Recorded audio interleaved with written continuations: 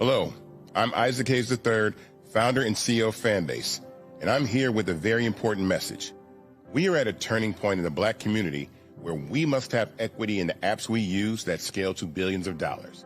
But this time, we own the infrastructure, we own the culture, and we shape the future. And Fanbase is the future. Fanbase combines the free functionality of Instagram, TikTok, and YouTube into an all-in-one platform built for the evolution of social media and monetization.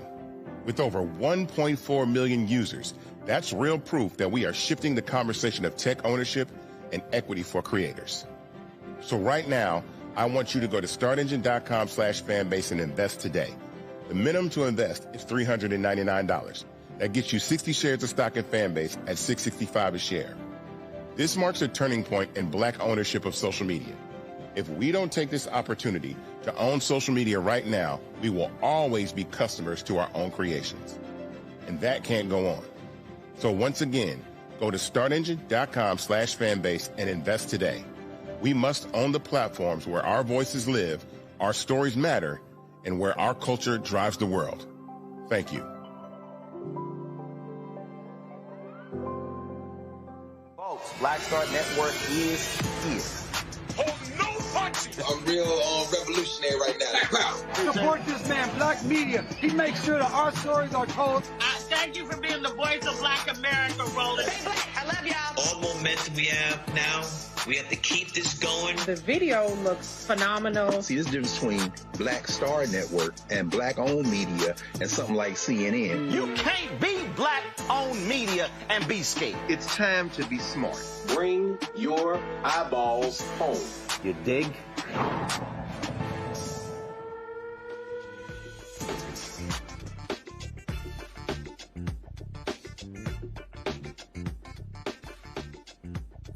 Well, it's Wednesday, December 3rd, 2025. I'm Brittany Noble, sitting in for Roland Martin, and here's what's coming up on Roland Martin Unfiltered, streaming live on the Black Star Network. Well, federal agents launched Operation Catahoula Crunch in New Orleans. Trump's mass deportation machine hits Louisiana. We'll talk to a reporter who can offer a perspective on what's happening in the Crescent City. And Texas just pulled the plug on programs that help women and minority-owned small businesses compete for state contracts. The unemployment rate for Black women is at its highest in 4 years. We'll talk to the NAACP's vice chair about how the job losses are a direct result of the Trump's racist policy decisions that have rolled back years of progress. And the Hope Global Forums just wrapped up in Atlanta. The theme, future-proofing. We'll show you Roland's conversation with legendary director Bill Duke and the founder of a tech company that can put all your information on your wrist. It's time to bring the funk on Roland Martin Unfiltered, streaming live on the Black Star Network. Let's go. He's got it. Whatever the biz, he's on it. Whatever it is, he's got the scoop, the fact, the find. And when it breaks, he's right on time and it's rolling. Best believe he's knowing. Putting it down from sports to news to politics. With entertainment just for kicks, he's rolling.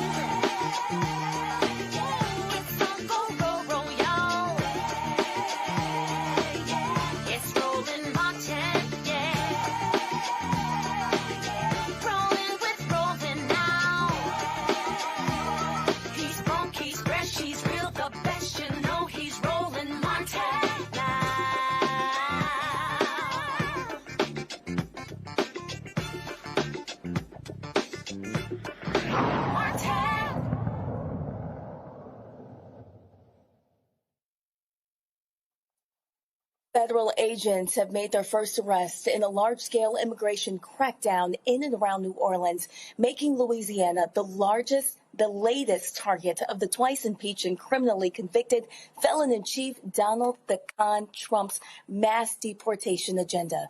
The Department of Homeland Security says Operation Catahoula Crunch will send roughly 250 Border Patrol agents into southeast Louisiana and parts of Mississippi to arrest about 5,000 people over the coming months. New Orleans was previously labeled a sanctuary city by Trump's Justice Department.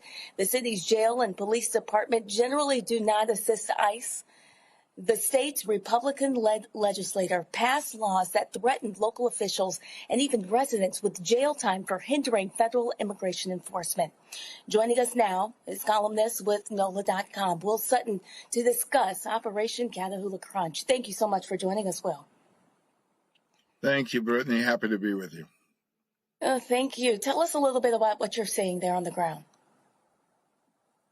Well, we've been anticipating this day since mid-November, when we got early reports that we were going to have the National Guard coming in, and then we already have had ICE. There's already the former Camp J is now a ICE detention center at Angola in Louisiana. And then we heard that the Border Patrol would be coming in. Of course, the Border Patrol has an entirely different jurisdiction, but they're making it us within that jurisdiction. I find it quite interesting that they continue to say New Orleans, and that they continue to say until recently Swamp was the part of the name of this operation. And the area that they're focusing on has nothing to do with the swamp. We have bayous around here, but more of that swamp territory is about more than an hour and a half west of Baton Rouge, from here and west of Baton Rouge. And the reason they changed this to Catahoula is Catahoula is our official state dog. And the Catahoula is known for rounding up sheep and cattle. And so it's not just a name. They have intentionally chosen this name and changed it from the swamp name to Catahoula to focus on their intent. And a lot of the first arrests that we've found are in Kenner, which is just outside of New Orleans in Jefferson Parish. And some of the video you just showed from NOLA.com, if the audio were playing, you could hear air traffic noise. And the reason for that is Kenner is where the New Orleans International Airport is located. For those who travel by air, it's MSY, not NO, but that's the Louis Armstrong International Airport. So that area has a population of about 64,000 people, and about 29% of that population is Hispanic or Latino. So there's reason for them to go into Kenner, yet they keep saying New Orleans. It's the New Orleans metro area, but there's a reason they're looking at Kenner, and they're also looking at Gretna, also nearby New Orleans, and they've got about 17,000 folks there, and a quarter of Hispanic and Latino population there. We have seen that they were practicing earlier today with drones in the city park in New Orleans, a park that is close to 50% larger than New York Central Park, just to kind of give you a sense. And part of the reason for that, I figure, is because of its proximity to Kenner. You can pretty much get on the streets and the highway and be out there in Kenner in a very short period of time. And talk to us about the impact on businesses and schools, the local economy there.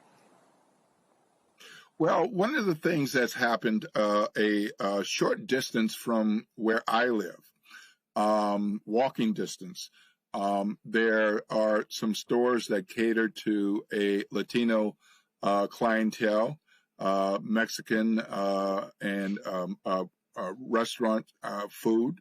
And one of those businesses just recently shut down, not because they weren't making a profit and doing good business, but because so many of their customers, and they have a diverse clientele, but so many of their customers are immigrants, and they know that, and they're workers. And so word got out on social media that they were going to shut down indefinitely. And so a number of people went to buy food and order food, to help them stay in business. But what they decided was that it was too risky, that Border Patrol might be coming to their location to look for folks that they want to pick up. And then we also have parents who are keeping their kids home from schools. So there are gathering spots like the local Lowe's or Home Depot, where there are predominantly Latino day workers. In some of those areas that I've driven by, there aren't as many people out there. Well, let's now add to the conversation. Bring in Larry J. Walker, and let's hear what you say about the impact. Yeah, unfortunately, this is, we just heard described, particularly, let's start with the impact it's having on students not attending school and what the long-term impact they may be. But we already heard about the economic impact, but really this comes down to what is the personal impact on families. First of all, it's creating a general mistrust of law enforcement, which we've already had a problem in this country for generations. But for, like I said, these children who are disproportionately impacted, who are afraid to come to school, what does that mean for the rest of the country?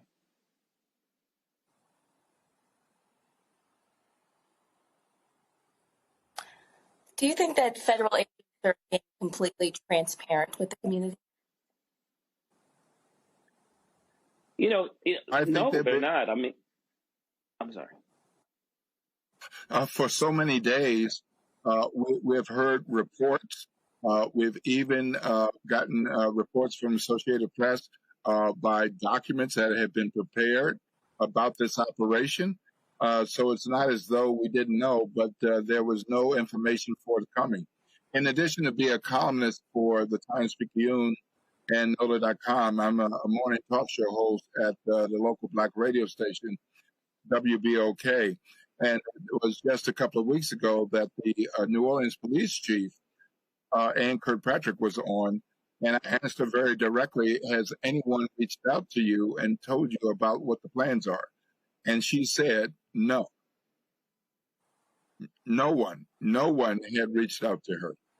Not from the federal government, not from any of these agencies, and not from the state or the governor's office.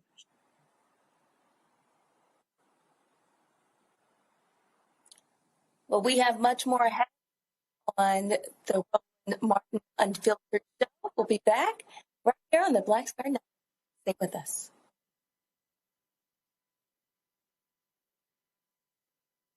Said the quiet part out loud.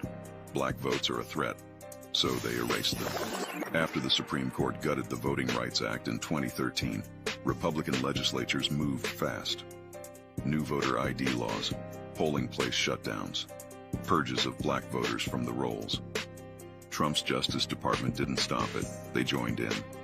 In 2018, his DOJ backed Ohio's voter purge system, a scheme that disproportionately erased black voters.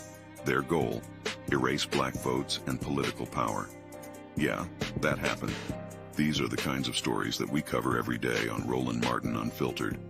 Subscribe on YouTube and download the Black Star Network app.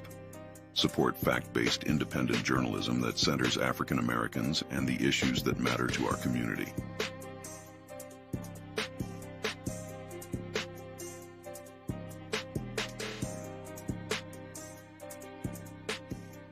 If in this country right now, you have people get up in the morning and the only thing they can think about is how many people they can hurt, and they got the power, that's the time for mourning. For better or worse, what makes America special, it's that legal system that's supposed to protect minorities from the tyranny of the majority. We are at a point of a moral emergency. We must raise a voice of outrage. We must raise a voice of compassion. And we must raise a voice of unity.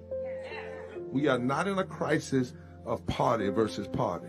We are in a crisis of civilization, a human rights crisis, and a crisis of democracy itself.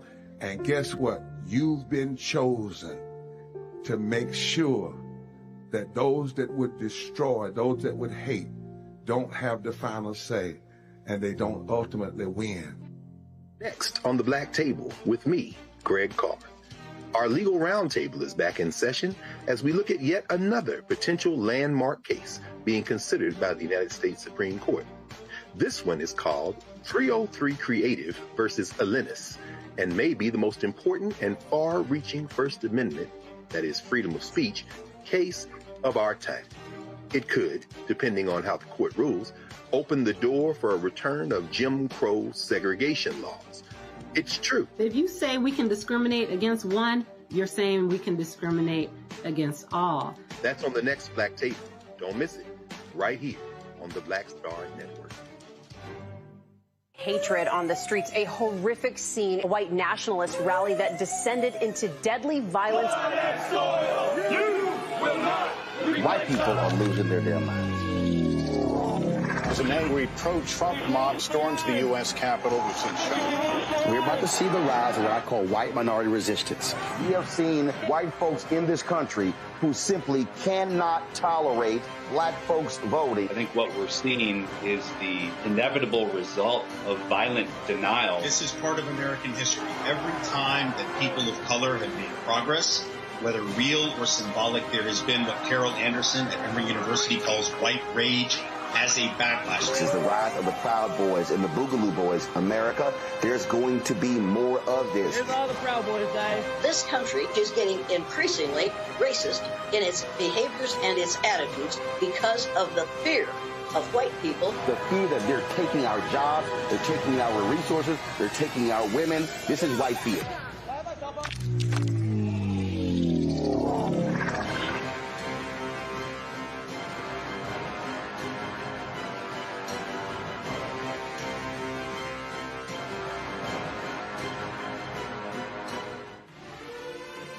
Violent white supremacy is, quote, the most persistent and lethal threat in the homeland. The greatest terrorist threat to the homeland is the homegrown violence stream, including hate crime committed on behalf of some kind of white supremacist ideology. They are coming after everything in Black America. MAGA and Donald Trump are specifically targeting Black America. They are going after the money. Attack Black Lives Matter. Attack critical race theory. Attack woke, DEI. MAGA wants to defund Black America. This is a perfect example of their desire to completely degrade and de-emphasize Black people.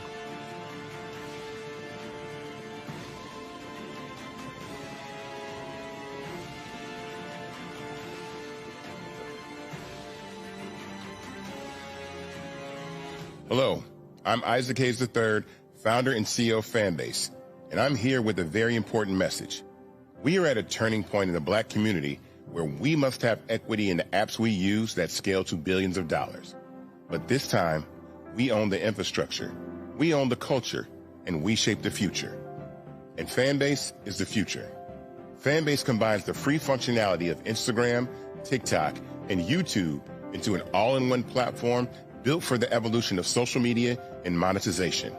With over 1.4 million users, that's real proof that we are shifting the conversation of tech ownership and equity for creators. So right now, I want you to go to startengine.com/fanbase and invest today. The minimum to invest is $399. That gets you 60 shares of stock in Fanbase at $665 a share. This marks a turning point in Black ownership of social media. If we don't take this opportunity to own social media right now, we will always be customers to our own creations. And that can't go on. So once again, go to startengine.com/fanbase and invest today. We must own the platforms where our voices live, our stories matter, and where our culture drives the world. Thank you. This week on The Other Side of Change. Book bans, anti-intellectualism, and Trump's continued war on wisdom. This is a coordinated backlash to progress. At the end of the day, conservatives realized that they couldn't win a debate on facts. They started using our language against us, right? Remember when we were all woke and the woke movement and all that kind of stuff? Now everything is anti-woke, right? When we were talking about including diversity, equity, inclusion, and higher education, now it's anti-DEI. All this are efforts to suppress the truth because truth empowers people. You're watching The Other Side of Change only on the Black Star Network. Are you ready for the holidays? This week on A Balanced Life with Dr. Jackie, we're talking about all things anxiety and the holidays, whether it's performance anxiety, presence versus presence, making certain that everybody in your space understands the boundaries and how to respect your home. This week, we're talking about those things that will allow you to have a peaceful holiday season. It really is not about perfection. It's really about, the house feeling warm and cozy and peaceful. You don't have to like everybody, but what you can do is be cordial in those environments. That's all this week on A Balanced Life with Dr. Jackie here on Black Star Network. They said the quiet part out loud. Black votes are a threat, so they erased them. After the Supreme Court gutted the Voting Rights Act in 2013, Republican legislatures moved fast. New voter ID laws, polling place shutdowns, purges of black voters from the rolls. Trump's Justice Department didn't stop it, they joined in. In 2018, his DOJ backed Ohio's voter purge system, a scheme that disproportionately erased black voters. Their goal, erase black votes and political power. Yeah, that happened. These are the kinds of stories that we cover every day on Roland Martin Unfiltered. Subscribe on YouTube and download the Black Star Network app. Support fact-based independent journalism that centers African Americans and the issues that matter to our community.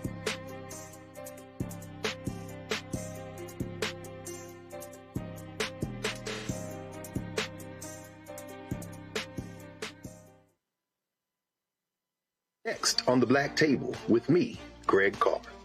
Our legal roundtable is back in session as we look at yet another potential landmark case being considered by the United States Supreme Court. This one is called 303 Creative versus Alennis, and may be the most important and far-reaching First Amendment, that is freedom of speech, case of our time. It could, depending on how the court rules, open the door for a return of Jim Crow segregation laws. It's true. If you say we can discriminate against one, you're saying we can discriminate against all. That's on the next Black Table. Don't miss it. Right here on the Black Star Network. Are you ready for the holidays? This week on A Balanced Life with Dr. Jackie, we're talking about all things anxiety and the holidays, whether it's performance anxiety, presence versus presence, making certain that everybody in your space understands the boundaries and how to respect your home. This week, we're talking about those things that will allow you to have a peaceful holiday season. It really is not about perfection. It's really about, the house feeling warm and cozy and peaceful. You don't have to like everybody, but what you can do is be cordial in those environments. That's all this week on A Balanced Life with Dr. Jackie here on Black Star Network.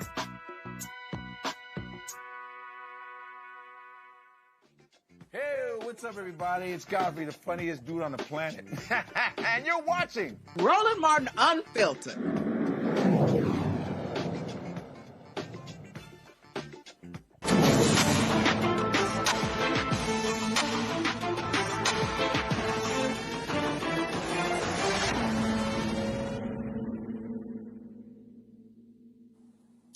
Well, Texas Congresswoman Jasmine Crockett recently laid condemnation of the twice impeached, criminally convicted felon-in-chief Donald Trump's immigration agenda.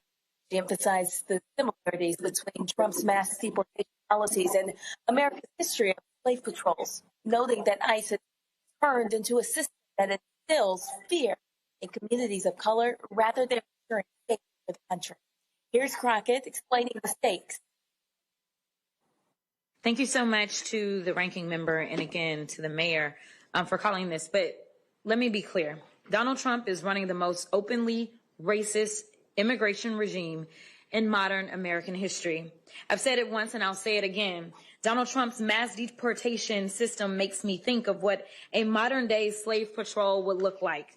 Slave patrols were armed groups empowered by the government to control, intimidate, and terrorize people solely based on color. That's what's happening now. Donald Trump is sending mass agents without warrants into communities of color to terrorize the people who live there.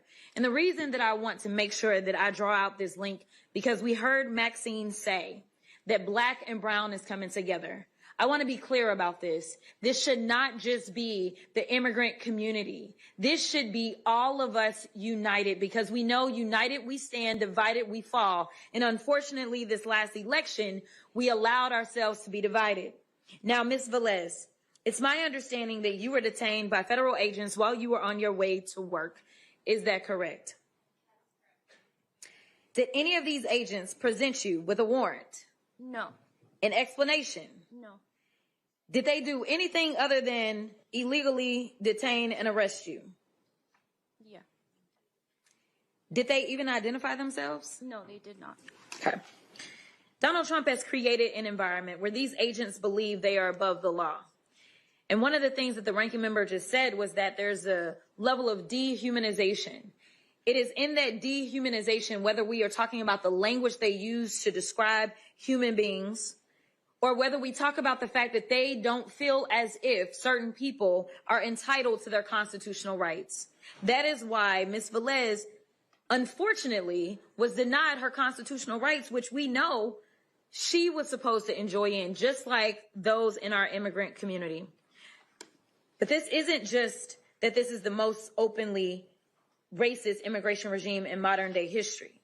It is also the most violent and deadly immigration regime in decades. More people have died this year in ISIS custody than in any year since the early 2000s, and the year is not over. Ms. Kozlowski, talk to me about the disturbing reports of unsanitary and inhumane conditions, which are partly responsible for the increase in deaths at the federal detention facilities. The conditions that we see in the federal detention centers, from holding facilities to facilities across the country, are absolutely deplorable. They are deadly, as you have pointed out.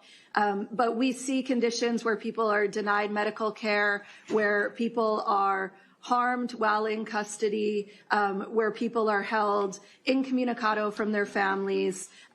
What we are seeing right now are the most horrific conditions, and they are simply designed to get people to give up on their cases. They're intentionally cruel, being kept away from their families. In some cases, we've seen people in the midst of chemotherapy treatments, people on dialysis who are being held in conditions where they don't have access to bathrooms, where they're given rotten food, where they're in places that are so crowded, rooms that are meant for just a dozen people with 60 people in them, that they can't even lay down despite their delicate medical conditions. Thank you so much.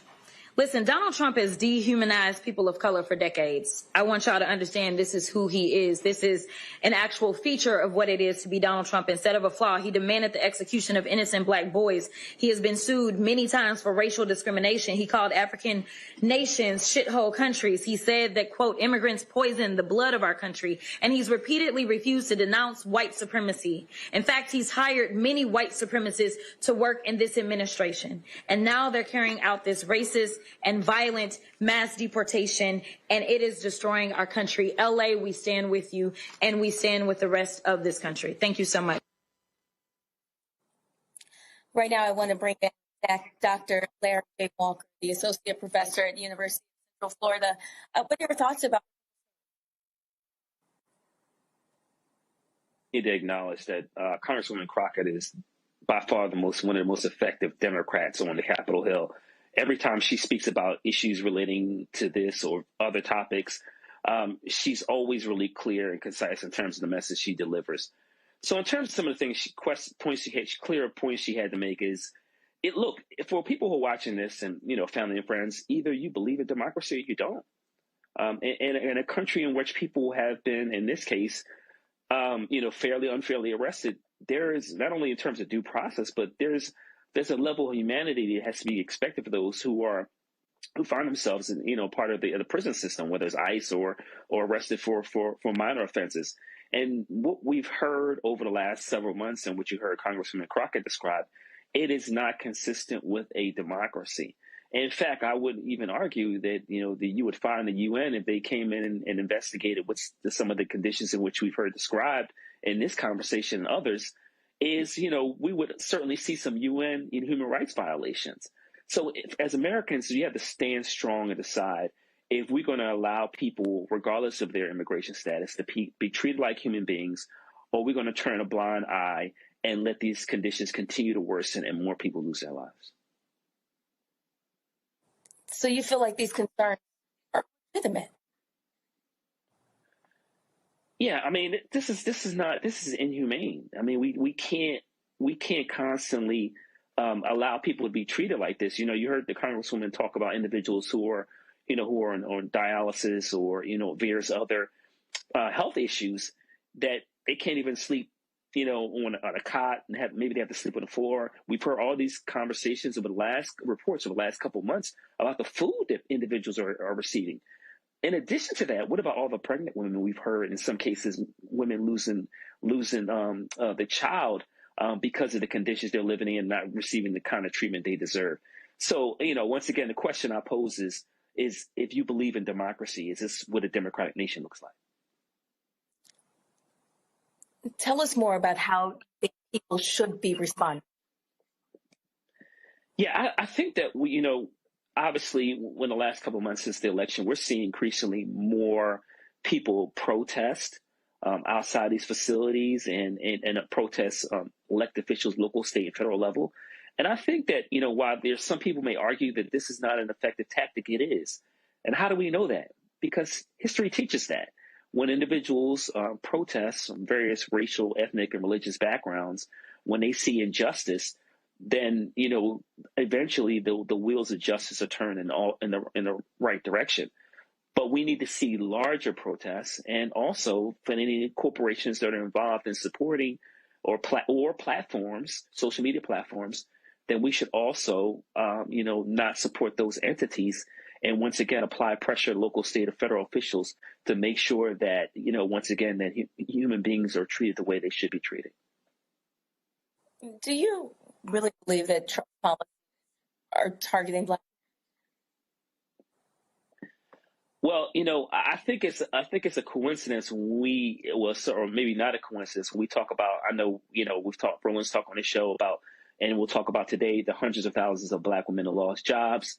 I think we also saw the removal of TPS for Haitians, so hundreds of thousands of Haitians who can't possibly return to a country that's been ravaged by weather and economic conditions and the number of gangs we see there. So I would say the policies and the public comments, like we heard talk about Somalians just in the last 24 hours, tell you where his priorities are in terms of how he views people, and also people of African descent. So I would say, actions speak louder than words, and as the saying goes. But we've seen the words and actions, not just over the last couple of days, but over the last several years. What do you think is to come within the next year? Well, I talked about the importance of protests as it relates to what's happening right now. But I have a stark warning for Americans, is that things are not likely to get better if there's not some significant political change. The Republicans control the executive branch, the House and the Senate, and several state legislators. So it's going to be really incumbent on American citizens to stand strong. And once again, if you, like I said, if you see injustice, you've got to, and in this case, you certainly do, is to fight for it, fight against it, and make sure this tidal wave doesn't continue to hit and hurt as many Americans as possible. Well, we have plenty of news coming up for you. As we just mentioned, coming up on Roland Martin Unfiltered, Black women's unemployment rate is the highest since 2021. We'll talk about it on the other side. You're watching Roland Martin. If in this country right now, you have people get up in the morning and the only thing they can think about is how many people they can hurt, and they got the power, that's a time for mourning. For better or worse, what makes America special, it's that legal system that's supposed to protect minorities. from the tyranny of the majority. We are at a point of a moral emergency. We must raise a voice of outrage. We must raise a voice of compassion. And we must raise a voice of unity. We are not in a crisis of party versus party. We are in a crisis of civilization, a human rights crisis, and a crisis of democracy itself. And guess what? You've been chosen to make sure that those that would destroy, those that would hate, don't have the final say, and they don't ultimately win. Hatred on the streets, a horrific scene, a white nationalist rally that descended into deadly violence. White people are losing their damn minds. As an angry pro-Trump mob storms the U.S. Capitol, we're about to see the rise of what I call white minority resistance.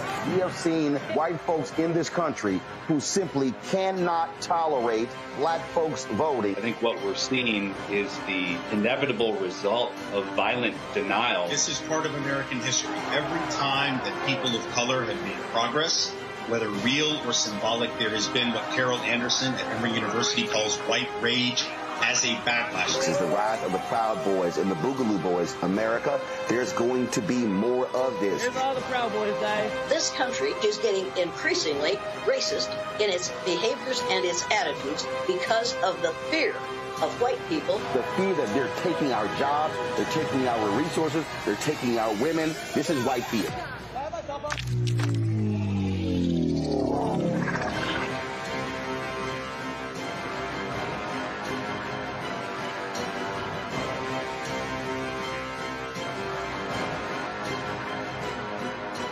Said the quiet part out loud. Black votes are a threat, so they erased them. After the Supreme Court gutted the Voting Rights Act in 2013, Republican legislatures moved fast. New voter ID laws, polling place shutdowns, purges of black voters from the rolls. Trump's Justice Department didn't stop it, they joined in. In 2018, his DOJ backed Ohio's voter purge system, a scheme that disproportionately erased black voters. Their goal, erase black votes and political power. Yeah, that happened. These are the kinds of stories that we cover every day on Roland Martin Unfiltered. Subscribe on YouTube and download the Black Star Network app. Support fact-based independent journalism that centers African Americans and the issues that matter to our community.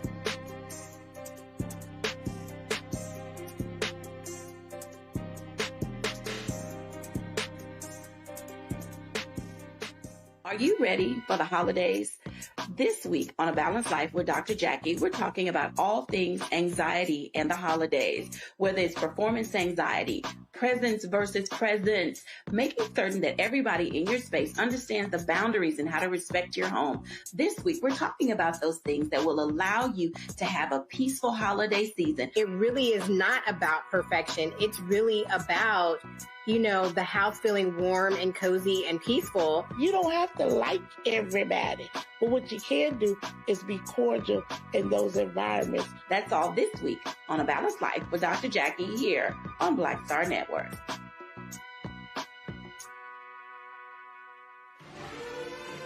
Violent white supremacy is, quote, the most persistent and lethal threat in the homeland. The greatest terrorist threat to the homeland is the homegrown violence stream, including hate crime committed on behalf of some kind of white supremacist ideology. They are coming after everything in black America. MAGA and Donald Trump are specifically targeting black America. They are going after the money.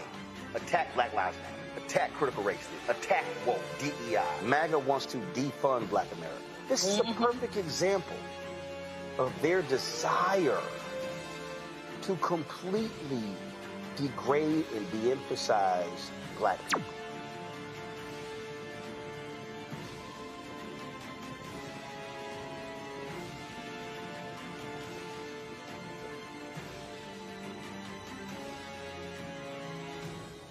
Next on the Black Table with me, Greg Carr. Our legal roundtable is back in session as we look at yet another potential landmark case being considered by the United States Supreme Court. This one is called 303 Creative versus Alennis, and may be the most important and far-reaching First Amendment, that is freedom of speech, case of our time. It could, depending on how the court rules, open the door for a return of Jim Crow segregation laws. It's true. If you say we can discriminate against one, you're saying we can discriminate against all. That's on the next Black Table. Don't miss it. Right here on the Black Star Network. This week on The Other Side of Change. Book bans, anti-intellectualism, and Trump's continued war on wisdom. This is a coordinated backlash to progress. At the end of the day, conservatives realized that they couldn't win a debate on facts. They started using our language against us, right? Remember when we were all woke and the woke movement and all that kind of stuff? Now everything is anti-woke, right? When we were talking about including diversity, equity, inclusion, and higher education, now it's anti-DEI. All this are efforts to suppress the truth because truth empowers people. You're watching The Other Side of Change only on the Black Star Network. It's your boy Earthquake, giving Roland Martin something to do, because he don't know what to do. He's from Texas. Ain't his fault.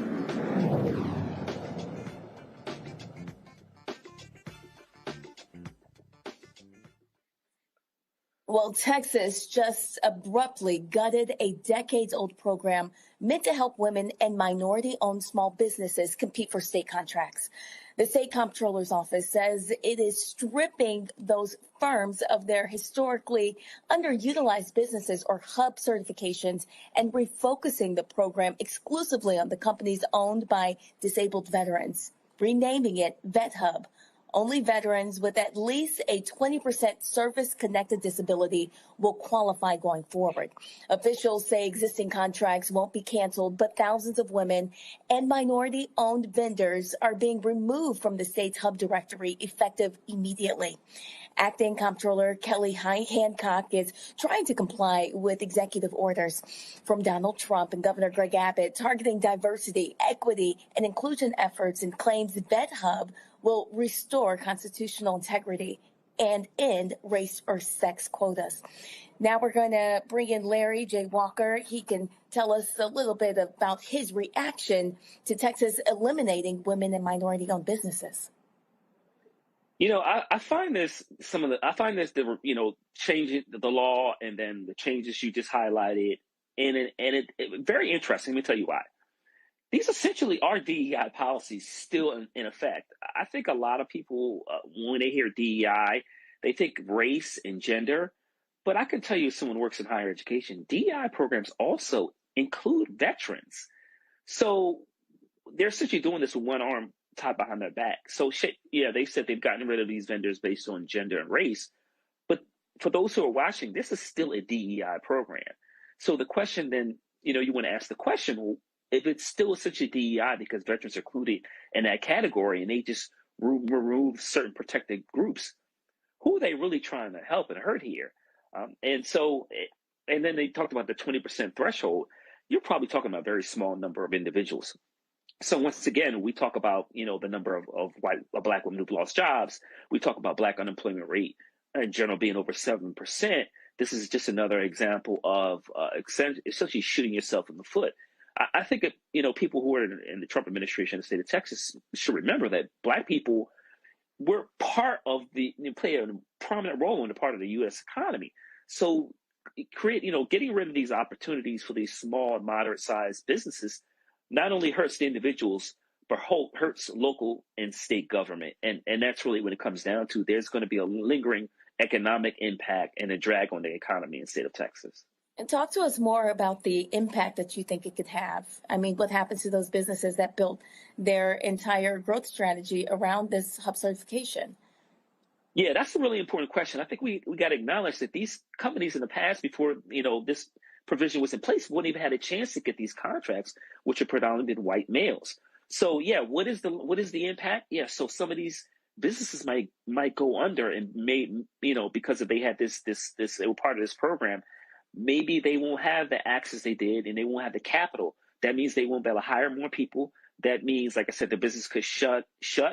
And it also means there's no opportunity for growth. And it doesn't encourage other, minoritized businesses to, start out, be part of this program and grow. So not only are you hurting these communities that they're focusing on, but also, like I said, it's going to have a tremendous impact on the local, state, and national economy. We'll have to see what the future holds. Thank you, Larry. Roland Martin Unfiltered will be right back, right here on the Black Star Network. Stay with us. This week on the other side of change. Book bans, anti-intellectualism, and Trump's continued war on wisdom. This is a coordinated backlash to progress. At the end of the day, conservatives realized that they couldn't win a debate on facts. They started using our language against us, right? Remember when we were all woke and the woke movement and all that kind of stuff? Now everything is anti-woke, right? When we were talking about including diversity, equity, inclusion, higher education, now it's anti-DEI. All this are efforts to suppress the truth because truth empowers people. You're watching The Other Side of Change only on the Black Star Network. Hello, I'm Bishop T.D. Jakes, and you're watching Roland Martin Unfiltered.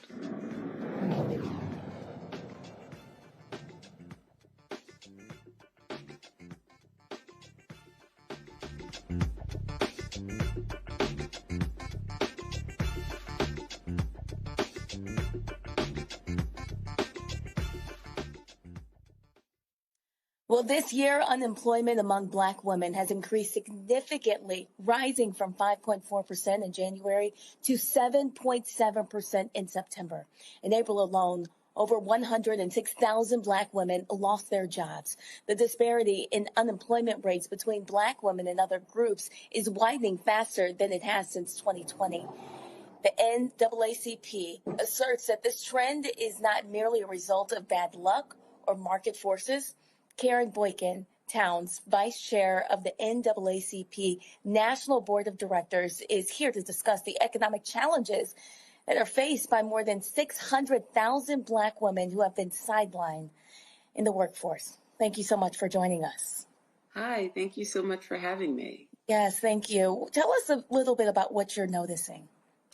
Well, I mean, we have a crisis on our hands, and it really is one that Congresswoman Ayanna Pressley has been sounding the alarm, but it really requires us to ensure that we are aware and that we are really looking to determine, what can we do? Because quite frankly, I don't know about you, but I have a number of friends who have been impacted, and it's not because they have done a bad job. It's not because they have decided to leave. It seems like it's a systemic disinvestment where they are being impacted due to nothing that they have done other than a lack of being undervalued. And just the times that we have found ourselves in where we have policies that are going against the progress that we've made, where we've had government shutdowns and, massive layoffs, and where corporations have walked away from commitments that they have made. And so here we find ourselves, but at the same time, we know that we must band together and find ways to continue to press on despite just the continued avalanche of issues that, want to overtake us. This topic hits home for me because I was one of the 600,000 Black women. I found myself without a job in September, and I've seen other journalists, Black women, that have lost their jobs too. Can you tell us if you're seeing any trends in the industries? Which industries are pushing Black women out at the highest rates? Well, I think it's important to note the industries where Black women are overrepresented, where we're finding and seeing some of this. We're talking about retail, we're talking about health, we're talking about the federal government. These are industries where we are over-indexed and where there are and I should also mention not-for-profits, those organizations that have been getting government contracts that have been impacted. And so that is where we're finding a lot of the loss. And what we know is that Black women in particular are paid less than others, 71 cents on the dollar. And then when they are impacted with losing their jobs, it's not just about the income that's lost. It's about the generational wealth that gets impacted. It's about the unemployment gap being increased. And we know that with Black women, it's not just us as individuals, it's our families, it's our community. And we must also realize that, it hits our dignity. It hits your confidence. I mean, this is really serious, and we're in a crisis, and the numbers are staggering, as you noted. Let's bring in Larry. Let's add him to the conversation. What are your thoughts about this? Yeah, I spent a few minutes talking about the hundreds of thousands of Black women who lost their jobs in the last couple of months. And I'm wondering if, I got two questions. I think the first question is, have we really quantified about how much, in terms of like millions of dollars, this will cost the U.S. economy? I guess that's the first question. Yeah, I mean, yesterday I was talking with one of the economists, Katika Roy, who has been doing a lot of research on this, and I think she had it at about $9.5 billion just in this short period of time. And quite frankly, I think that, the work, I think just today, Congresswoman Presley put out a release that she and 22 other colleagues sent a letter to the Department of Labor because not counting the work that they're trying to get the Fed to do, to really look at the real impact that this is having, because, the data is, spotty. And so I really don't believe that we have a very clear picture of the impact that this is having, and it's probably still underreporting. Yeah, I had one other quick question. I thank you for that. I said millions, you gave me billions. So I think that even highlights, when we talk about, make the argument about the harm it's causing our community and the country, that makes it clear. I think the other concern I have is we find a lot of the social safety net is being removed. You talk about SNAP and some of these other programs. And I'm wondering, will the Black community, once again, has historically done, Black churches, Black, mosques, Panhellenic organizations, the Masons, et cetera. Will the Black community again have to create some kind of its own kind of social safety net to support all these Black women who've lost jobs? At the end of the day, all we have is each other. And, when I talk about this, community is definitely important to be able to lean on each other. And while there are systematic things we have to address, there are the small practical things that can be done. And so last month, the NAACP, had a virtual job fair where we had 13 companies that were looking for to hire. And we had over 4,000 folks that applied, that registered to participate. In the end, we had over 3,000, 57% of them were women. And I know that NCNW did something similar a couple of weeks after that. So, we have 4 planned for next year. We'll be working with our partners. But at the end of the day, that's just a drop in the bucket. It does not even begin, but we have to do something. Everyone, should do what they can, but ultimately we must, as a community, find ways to come together to address what we're facing, but continuing to advocate, continuing to press the mark, and, say it all the time, but 2026 is a big year, and so voting will be something that we will be working really hard on to ensure that our communities understand that elections have consequences, and it is critical that we come out and vote our interests.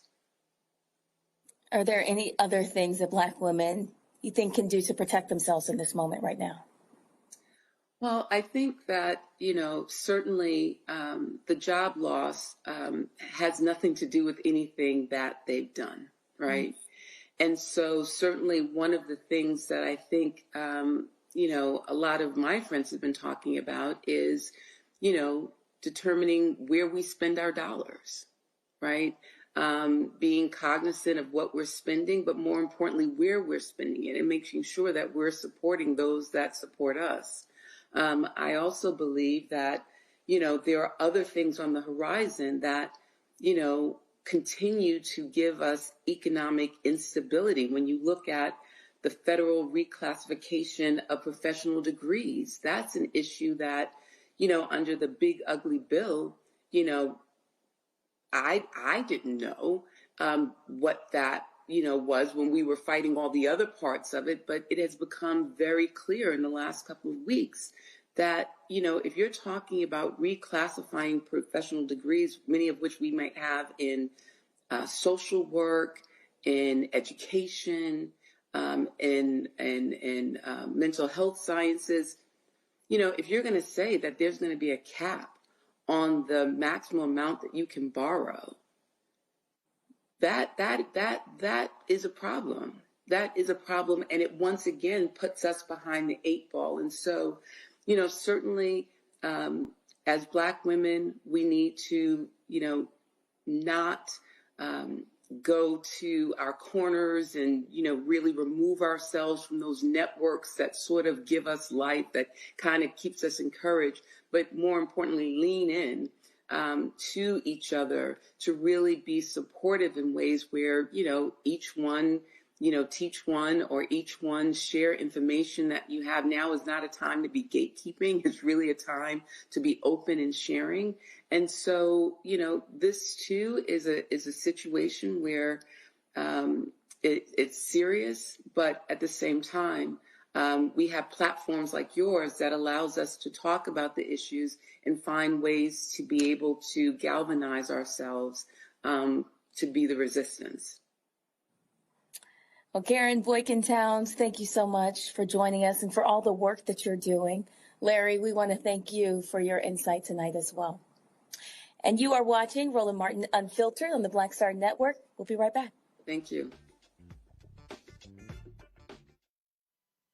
Next on the Black Table with me, Greg Carr. Our legal roundtable is back in session as we look at yet another potential landmark case being considered by the United States Supreme Court. This one is called 303 Creative versus Alennis, and may be the most important and far-reaching First Amendment, that is freedom of speech, case of our time. It could, depending on how the court rules, open the door for a return of Jim Crow segregation laws. It's true. If you say we can discriminate against one, you're saying we can discriminate against all. That's on the next Black Table. Don't miss it. Right here on the Black Star Network. Hey, I'm Tasha Cobbs, and you are watching Roland Martin Unfiltered. But I need a little filter. I need something. Blow me out. Make me look 35.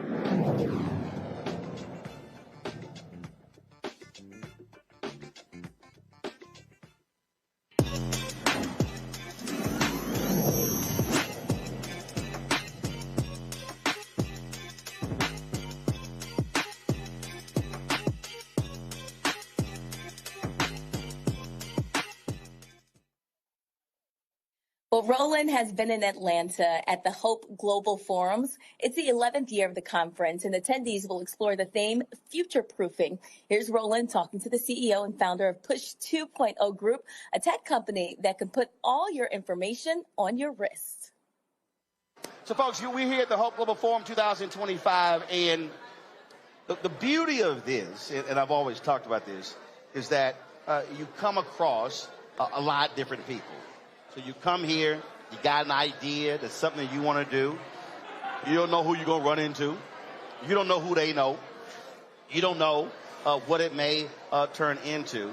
And my next guest, I met 3 years ago here at Global Hope Forum. And again, it's just talking, and then all of a sudden, he showed me some technology, and I was like, pretty cool. And now, 3 years later, his company has totally changed, and it shows you what happens when you go to places, whether it's here, whether it's Afrotech, whether it's National Association of Black Journalists, I don't care what it is, and how you are to make connections with folk to be able to build, expand, and grow your idea and your business. So Dr. Janaka Wardrick, Push 2.0 group is here. Yes. So, man, good to see you. So, again, 3 years ago, so you had this, you were walking around, and you had this technology. It was a band, and you were like, hey, you know, you can sit here, we can program it, and then that way folks can just hold the phone up, and all of a sudden it reads stuff. And I was like, all right, pretty cool. Yes. And then it was just you, and you were just trying to make it happen. And 3 years later, a lot has happened. Well, it's a little bit more than that. And you're being a bit modest. But it was after you saw it and you liked it and you started using it. And again, for everybody's watching, we were just in the hallway. We were just talking. I was like, all right. And you said, I want to show you this. And all right. And it wasn't even just that. I think you had ran out of business cards because people were swarming you. And I was like, well, this is an opportunity to get something in your hands. But from the moment of meeting you, when you introduced me to AJ Calloway, it literally started a snowball effect. So during that time, it's called the Techlet for all of you at home. The snowball effect that it started was not just in confidence, but also in teaching me something more how to put ourselves out there. And I always said to myself, if I had the chance to like fully thank you, that I would, because it literally changed our lives from day one. During this time, there was no tech team. I was the only engineer in the lab.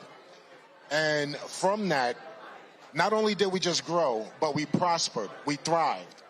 And it allowed me to get engineers like Miss Shannon, Miss Reba, Joe, a lot of people that came into the team and started helping build near-field communication with us.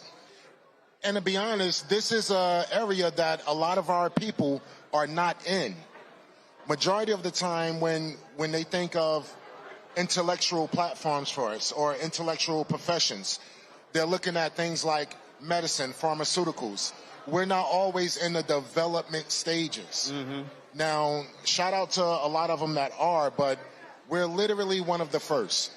And to have a science laboratory that's based around NFC research here in Atlanta, Georgia is outstanding. Folks who don't know, what's NFC?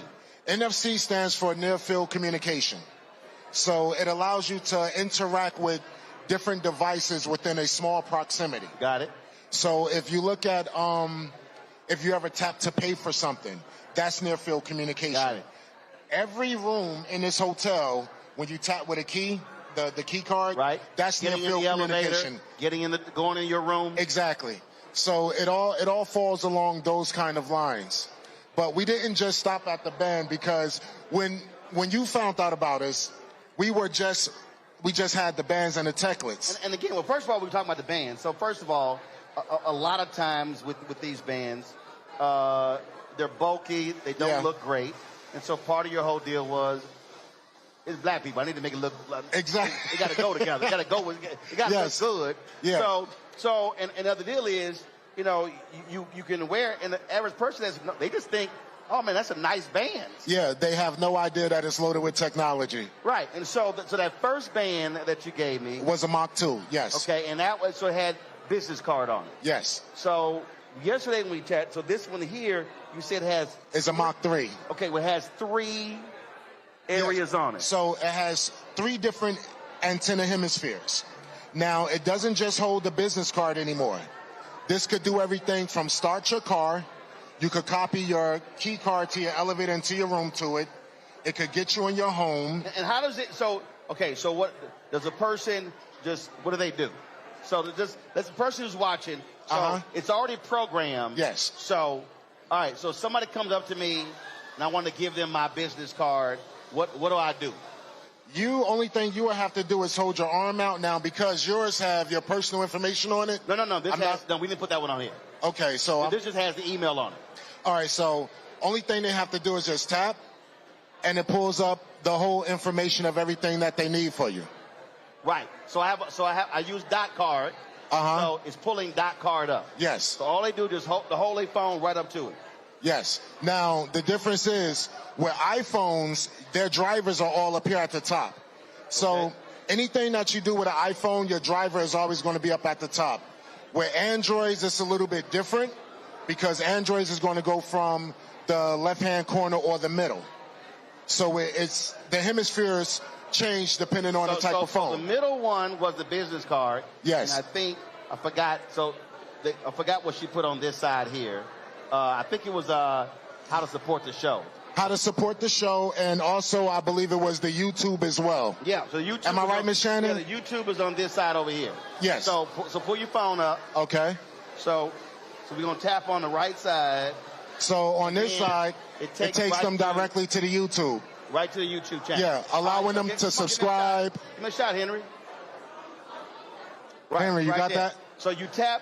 You, with your phone, you just tapped on that side of this wrist. Yes. And it automatically to my YouTube channel. Exactly. So now, if somebody comes up to me and they're like, hey, I want to subscribe to your show. Very easily. But now this is the thing.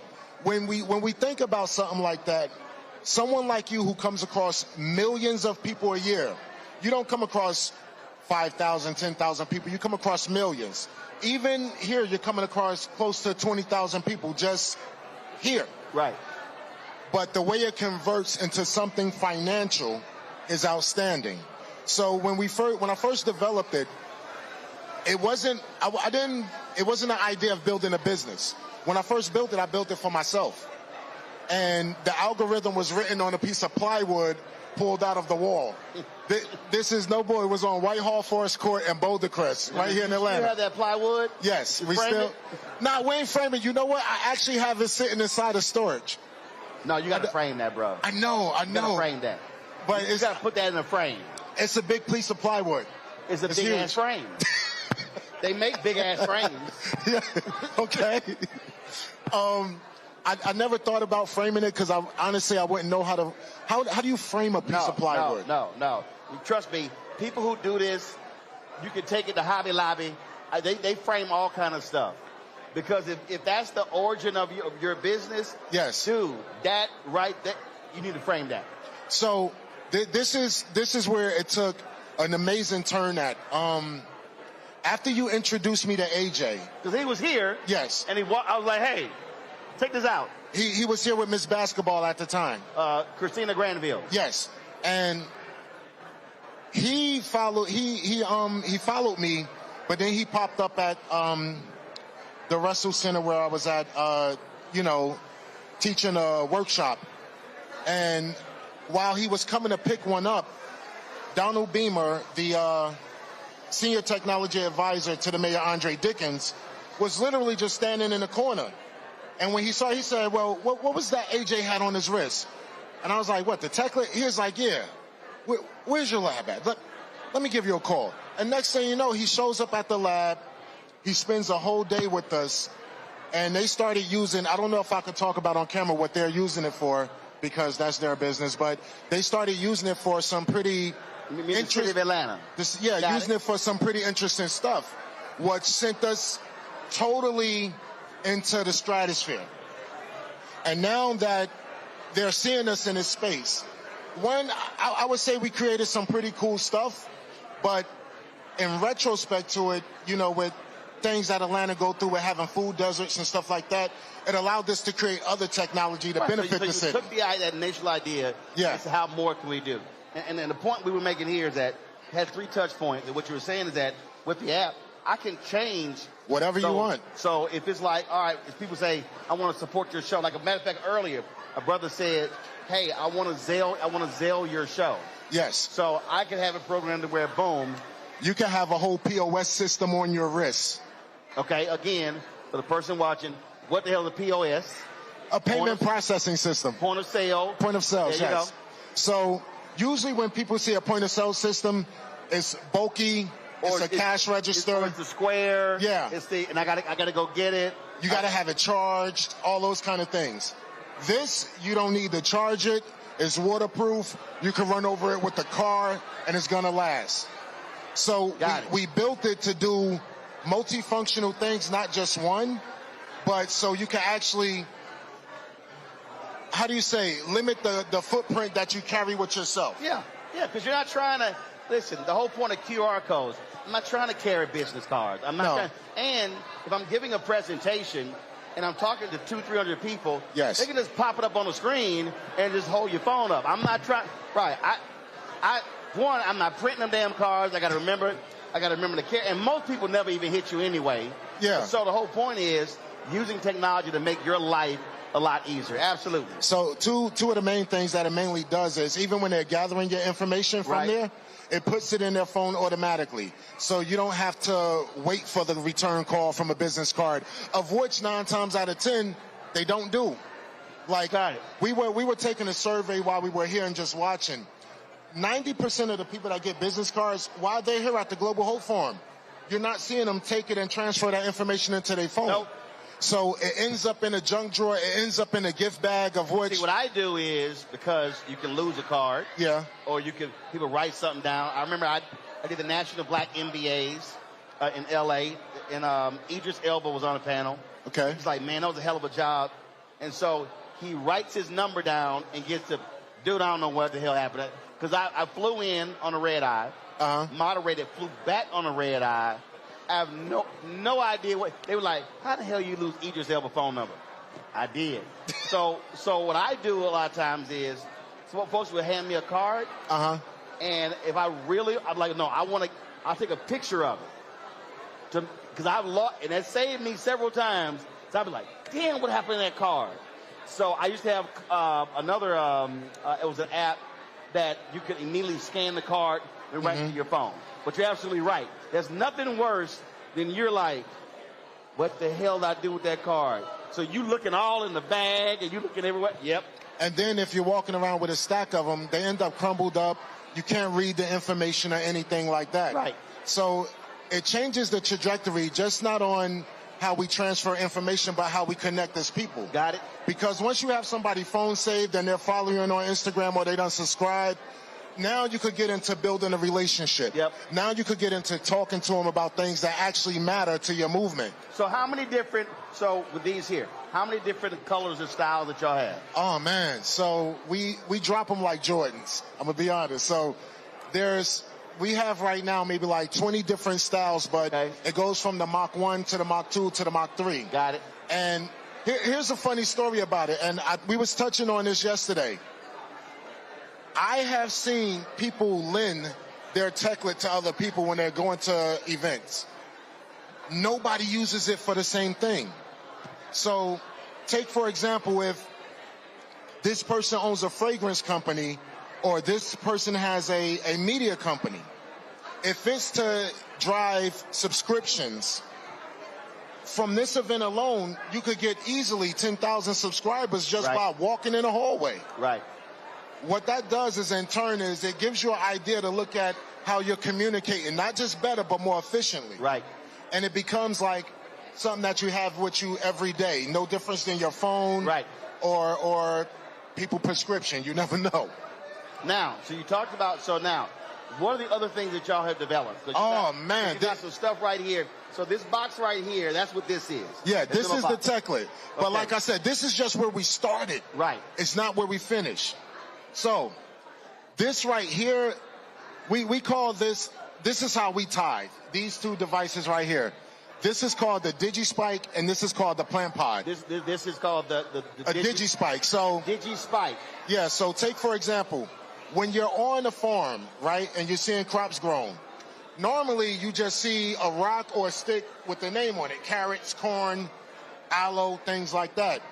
However, what if when you tap here, you don't just know what it is, but you know how to prepare it for a remedy, for food, for cultivation, or even for medicine? So let's say, my brother has a garden in the back of his house. Yes. And he grows, he's an executive chef, and he grows stuff. So by having this, it's not just that's tomatoes, that's this, that's parsley, that's whatever. That could tell his sous chef what ingredients he used that tomato in and what to use it for. Okay. It allows, not even just for that, even with kids, because the Andrew Young YMCA and the Village at Carver YMCA is currently using our plant technology. All right.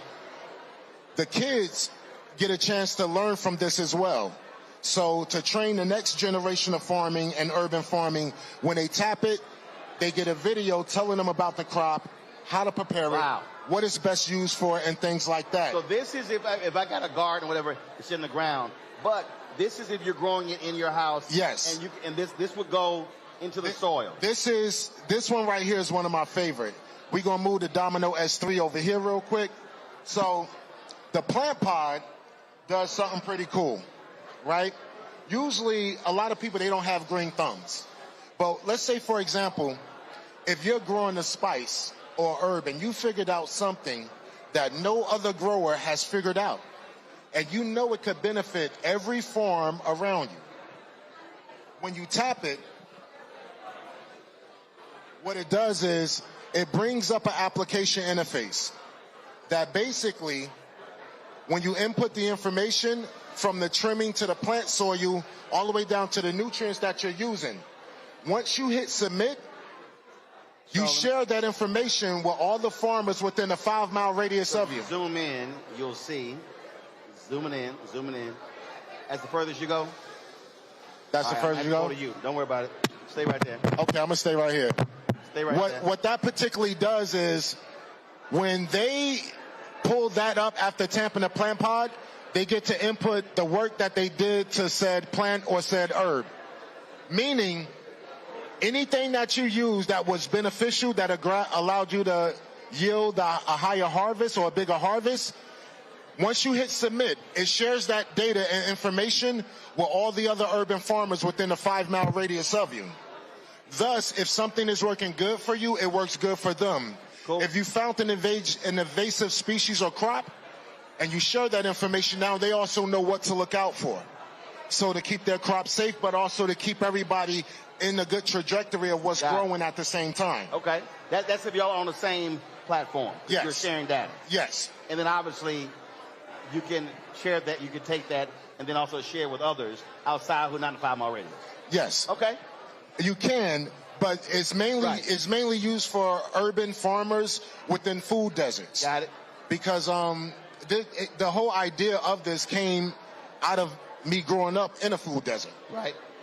Now, over here on this side, this is what we call the Domino S3. So we build things for the real estate industry, Airbnb industry, Verbo industry. Yep. So normally when a person goes and they check into an Airbnb or they check into any kind of room share, you don't know where the food is at. You don't know where to go shopping at. Gotcha. You don't know where the nightlife is. You don't know the neighborhood. You don't know the area. However, what makes this cool, I'm going to just hold this right here so you can see. Right? Well, I got it. Okay. So what makes this one of my favorite is because... And first of all, where does this go? In the Airbnb? In the Airbnb, directly by the door. So if you got an Airbnb, that person's coming in, this is by the door. Yes. Go ahead. So what they do, let's say if you didn't know where the food was, only thing you do is tap at the top, and it takes you to the grocery store within a 5-mile radius of said location. Got it. Hold up. Yeah. And then it says, see results closer to you, not now. Yeah, go ahead, not now. So when you tapped it, it showed... Directly, the grocery stores from where we're at right now, it's telling us the Kroger's, the Publix, everything that's directly next to us. So that top one, that's food. Yes, now right there. What's this one? God forbid if you hurt yourself, that's the hospital. Hospital or the urgent care, or whatever. That's closest to you. So you tap that? Exactly. Got it. Now, and at the bottom it goes for nightlife, but that's not what makes this cool. Let's say if you have an Airbnb here in Atlanta, but then you open up one in New York. You ship one of these to New York and it automatically updates itself. You don't have to do anything to it, and neither does we. Oh, wow. Yeah. So once we build it and code it, it's easy, ready to go. That's what we call NFC anchoring technology. So what it does is it brings up the things that you need that's within a proximity of you, within a short radius, not a far radius. All right. And it's called the Domino S3. So y'all been a little busy. Well, this is not even scratching the surface. So there's everything from interactive clothing. We build businesses with this stuff. We build buildings with this stuff. One of my most sought after right now that I'm really excited about and everybody could be on the lookout for it. It's called HB 742. So HB 742. Yeah, I named it after my big brother. Okay. But I'll give you an idea. I'll do it one more time and see if you catch what I'm saying. What, the Kente? No. Interactive clothing. Got it. Fully integrated. Okay. So the thought of it is for military use. If, God forbid, if a soldier get hit with an RPG or a grenade, it allows them to find the body parts and things like that to get back to their family so they can have a respectable burial. Okay. Things like that. But also utilize for street teams. So no more street teams walking around with a whole bunch of book bags full of things. They can have everything from giveaways to gift cards to you name it, all by people just tapping their garment. Wow. Yeah. And you can wash it, dry it, and iron it. And nothing happens now, to it. Y'all, so you're not attaching that to existing clothing. It's you're developing the clothing itself. Well, we're developing the fabric itself. Right, the fabric. Got it. So the fabric is integrated with what we call pixie dust. So y'all gonna need to have it in Kente, because you know for you we'll make. I have a lot of outfits, you know, because I might want to wear that bland ass blue, white shirt. You know, got to be a little different. So okay. So that's where we're going with it. But again, we developed since you last saw me. You said we've been a little busy. We developed over 3,400 and some odd applications, and we're not stopping. So going forward, my dream is to walk every 50 feet and see our technology. Literally, every 50 feet that I walk, I want to be able to see a building that we have built, a garden that we have influenced, things of that nature, allowing nations to use it. So even if we look at how they're going forward with like digital IDing, I believe our people need to be at the forefront of this technology, not at the ass end. The last time we was at the ass end of technology, it was the musket, and we all know how that turned out. Yep. Given colonization. But this time we have a real chance to be at the forefront of it. And we developed. We haven't had any venture capitalists, any investors. It's just us, the engineers, and we built it one device at a time, and we funded it with one cell at a time. That's literally how it happened. So when they talk about being bootstrapped, we bootstrapped this directly from beginning, and we can't say end because we're not done yet. There we go. So come a long way since that bump into the hallway. Yes.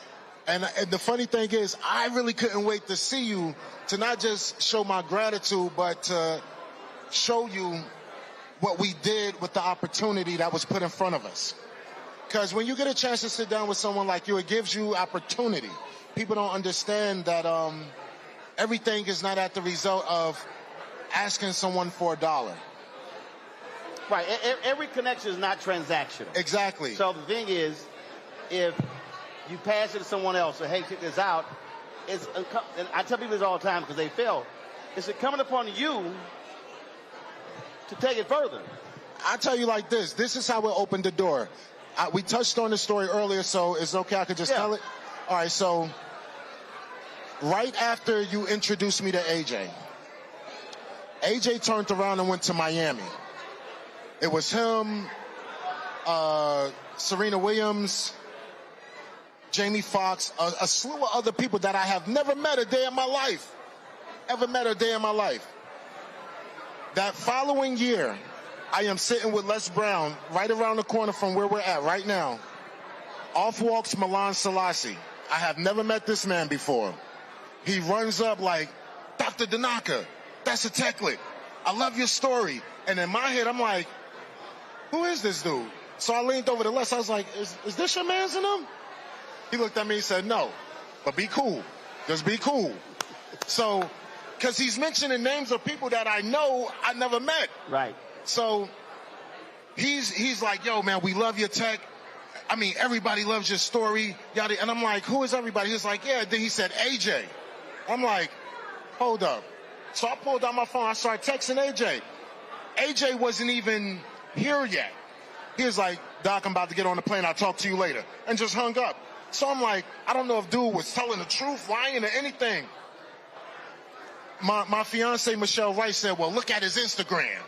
So I said, who Instagram? I don't know this dude. He said, no. She says, no. Look at AJ's Instagram. So I goes on AJ's Instagram, and lo and behold, this was December 9th, 2004. I remember the dates like it was yesterday. December 10th is when AJ got here, but on December 9th, I looked on AJ's reels, and Milan Selassie, AJ, Serena Williams, Jamie Foxx, Pharrell, all of them are on the beach like this. And I'm like, oh my God.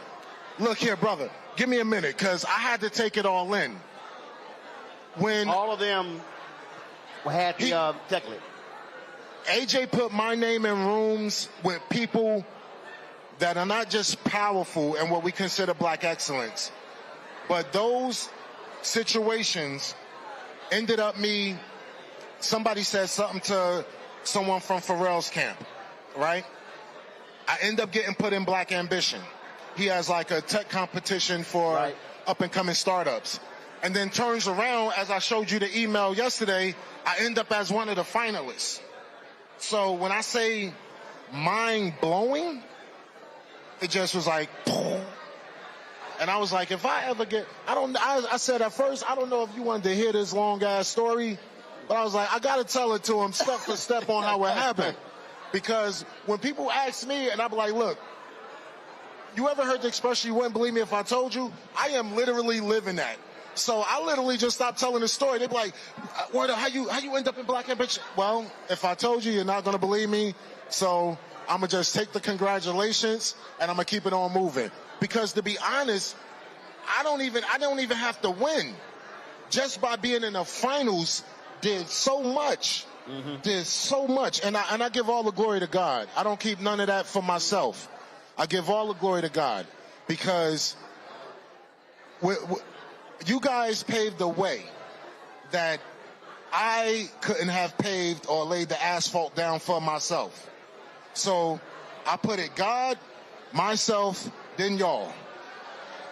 The life that you spoke into me, I'll never forget what you said to me.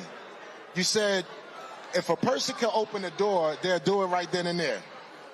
When you did it right then and there, you was like, no, take out your camera, take some footage. And I was messing with it, trying to get the selfie right. You said, man, give me your phone. Click. And I'm like, Roland Martin just took my phone. Oh, I done snatched many phones. No, exactly. All around America. But then I noticed it's what you do.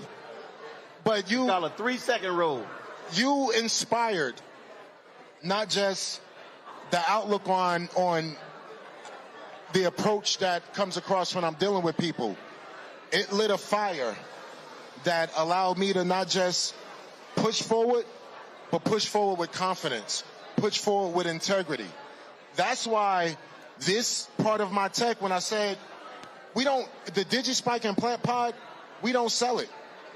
I give that away to all urban farmers for free. I don't care if it's a church. I don't care if it's in the back of your house. If you need it, we make sure you have it. Because I know a lot of people believe in tithing, right? And I'm not even religious. I'm being honest with you. I am not a religious man. I got you. I'm a God-fearing man, but I'm not a religious man, so I ain't going to sit up here in front like I am. But I do believe that with my talent, it's my responsibility that 10% of who I am has to go back to God. This is my 10%. Now, mind you, we've been approached by everybody to sell this stuff. And they want us to sell it. So even some of the engineers in the lab, they want us to sell it. No, I would not sell that. That I'm gifting. So you got a garden in the back of your house? Oh, hell no. What? My brother does. Then we're going to send your brother some DigiSpikes and Plant Pods. I ain't got time to try to grow and stuff. But we're going to send him some. Yeah, he has one and my sister has one. And they posting the family photos. They growing all their stuff. I said, y'all. After that meeting that we had, a few days later, Miss Felidia from the Andrew Young YMCA. Andrew Young, that's on the wall right around here. They have a YMCA named after them. They reached out to me and was like, look, we heard about some of the agricultural technology that you're working on. I presented it at the state capitol. Not only did they wanted it for the kids. Man, I went out there so fast, did the installation, walked around the whole campus of it, seeing how they was growing and how they using it and how they interacting with the kids. And that, I took that as God speaking to me that this is the purpose. All of this other stuff that we sell is cool, fine, but this is the purpose. Right. Because it can actually get rid of food deserts. There you go. Especially if they know what they're doing in the garden. Now, mind you, a lot of the farmers that we see now are what, in their 50s, 60s, 70s. We have a responsibility to train the next generation. No difference than what they're doing in media with having STEM schools and stuff like that. This is for them as well. Well, man, it's a hell of a lot, and here's what I'll say is, I say to anyone, never limit the vision. Nah, I won't, and I appreciate that. You speak life into me. I appreciate it. Yeah. Congratulations. You know what? I'm not going to take that congratulations yet until we're done, because literally, you're never going to be done. Hold on, I'm about to show you the other blessing that came out of this. Right? You was just sitting up here interviewing Bill Duke, right? Yep. His daughter was right there. She said, listen, I've been hearing about you. I've been waiting to meet you. And now you're standing right here about to be interviewed by Roland Martin. And I'm like, yeah. She was like, listen, we have a museum that they're doing. So what I do for them, I'm dedicating to Roland Martin Unfiltered. Because they want us to check out their whole museum and what they're doing for with their legacy here in Georgia. But again, it's another connection and another opportunity. Like, anybody that's really about doing something, they need to be around brothers like you. They need mentors like you. You mentored me 3 years ago for about an hour. And I hung out. I got a chance to meet Deshaun and the other crew and things like that. That's why when I see you guys, I immediately go into my giving mode. Because y'all done given so much to me. It's literally no way I could repay you outside of the stock options that we gonna be giving out. Outside of that, I don't mind stock options. It's literally no other way I could, because this is what we call a real blessing. Yep. Everybody else, they'll sit up and flex. They'll try to sit up here and pontificate. That ain't me. And when I say it's coming from the bottom of my heart, it really is. I appreciate it. Because a lot of the people that could have helped, they wasn't in a position to do what you did. They wasn't in a position to speak life like you did. So, yeah, you could give me all the congratulations that you want. I'm only going to give it right back. Or at least 10%. All right, then. Keep moving and grooving. Yes, sir. I appreciate it. Well, you are watching Roland Martin Unfiltered on the Black Star Network. We'll be right back. This week on the other side of change. Book bans, anti-intellectualism, and Trump's continued war on wisdom. This is a coordinated backlash to progress. At the end of the day, conservatives realized that they couldn't win a debate on facts. They started using our language against us, right? Remember when we were all woke and the woke movement and all that kind of stuff? Now everything is anti-woke, right? When we were talking about including diversity, equity, inclusion, and higher education, now it's anti-DEI. All this are efforts to suppress the truth because truth empowers people. You're watching The Other Side of Change only on the Black Star Network. Michael McMillan, President and CEO of the Urban League of Metropolitan St. Louis, and you are watching Roland Martin Unfiltered.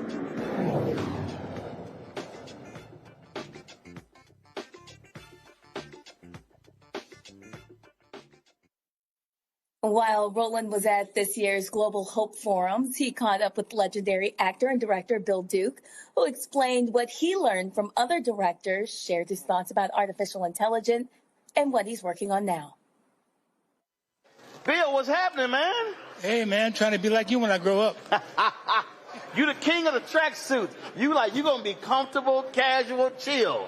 I love comfort, man. At a certain age, comfort's important. Oh, I agree. That's why. Look, when I got dressed, I'm like, no, we're gonna keep it real simple. That's beautiful. Yes, sir. Beautiful. So what's been going on? You got lots happening. Hollywood Walk of Fame. Folk acknowledging your brilliance.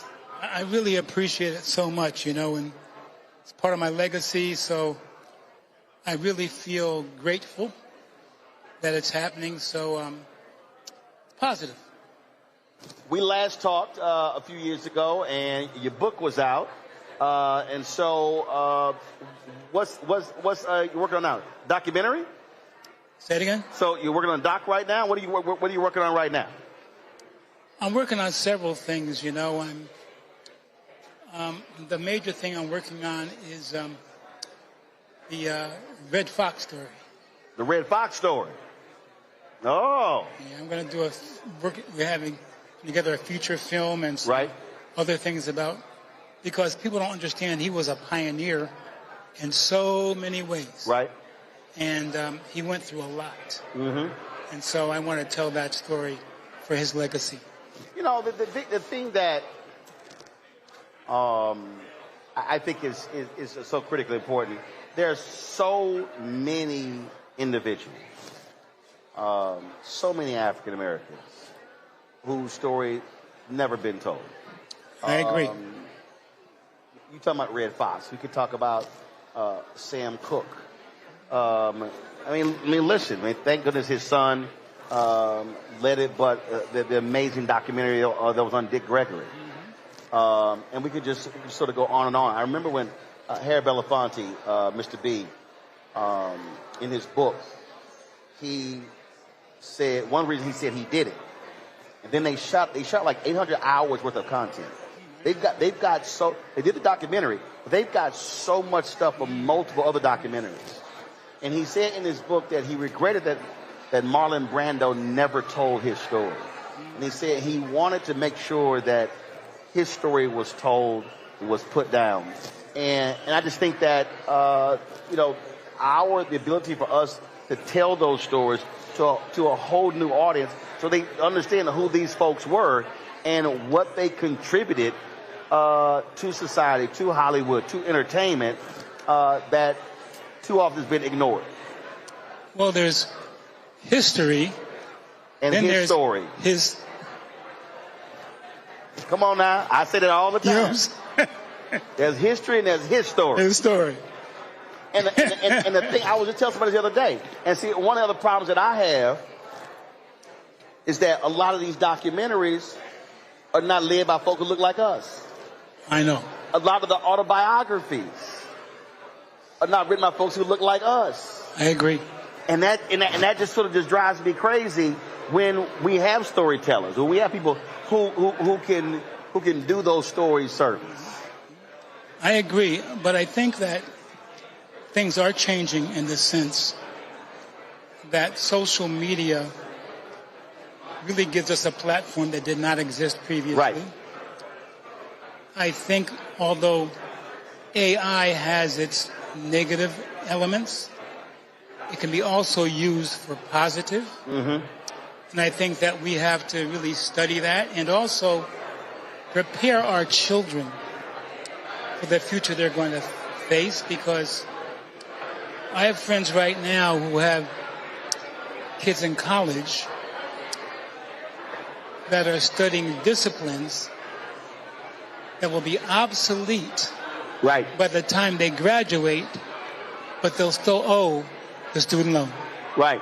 Well, the thing that how I look at it when we talk about content, what I say is the technology changes, the tools change, but the fundamentals of the craft still remain the same. I agree. So when writing, it's who, what, where, when, how, and why. In terms of media, that's just the basics. Now, how you do the story, whether it's newspaper, magazine, whether it's digital, now whether it's how do you utilize video. So what I am constantly saying to folks is, I need you to learn the skill set. I need you to learn lighting, audio. I need you to understand the basics of shooting and everything. And now you can take that and now apply it to, I am, we talked about it before, I am absolutely infatuated with High Flying Bird. Yes. I'm telling you, I'm talking about with my interns, I talk about that movie everywhere because Soderbergh shot it with 2 iPhone 7s. And when he did the dolly shots, they rolled them around in the wheelchair. Right. And but I've walked people through that. I said, it was a story I read, and he said, look, it would take him 3 hours, lay the tracks down, get that elevator shot, take the tracks up, go the other way. He said, versus Homer just pulled in the wheelchair and went around. That's right. It was 20 minutes. And so to me, the craft of shooting is the same. But it's just saying, okay, now, how can I now do this differently with the technology? And that to me, so that's why when I tell interns, come here, you're fixating on the piece of equipment, but you don't know how to use it. Well, you said something very important. You used the word craft. And that's something that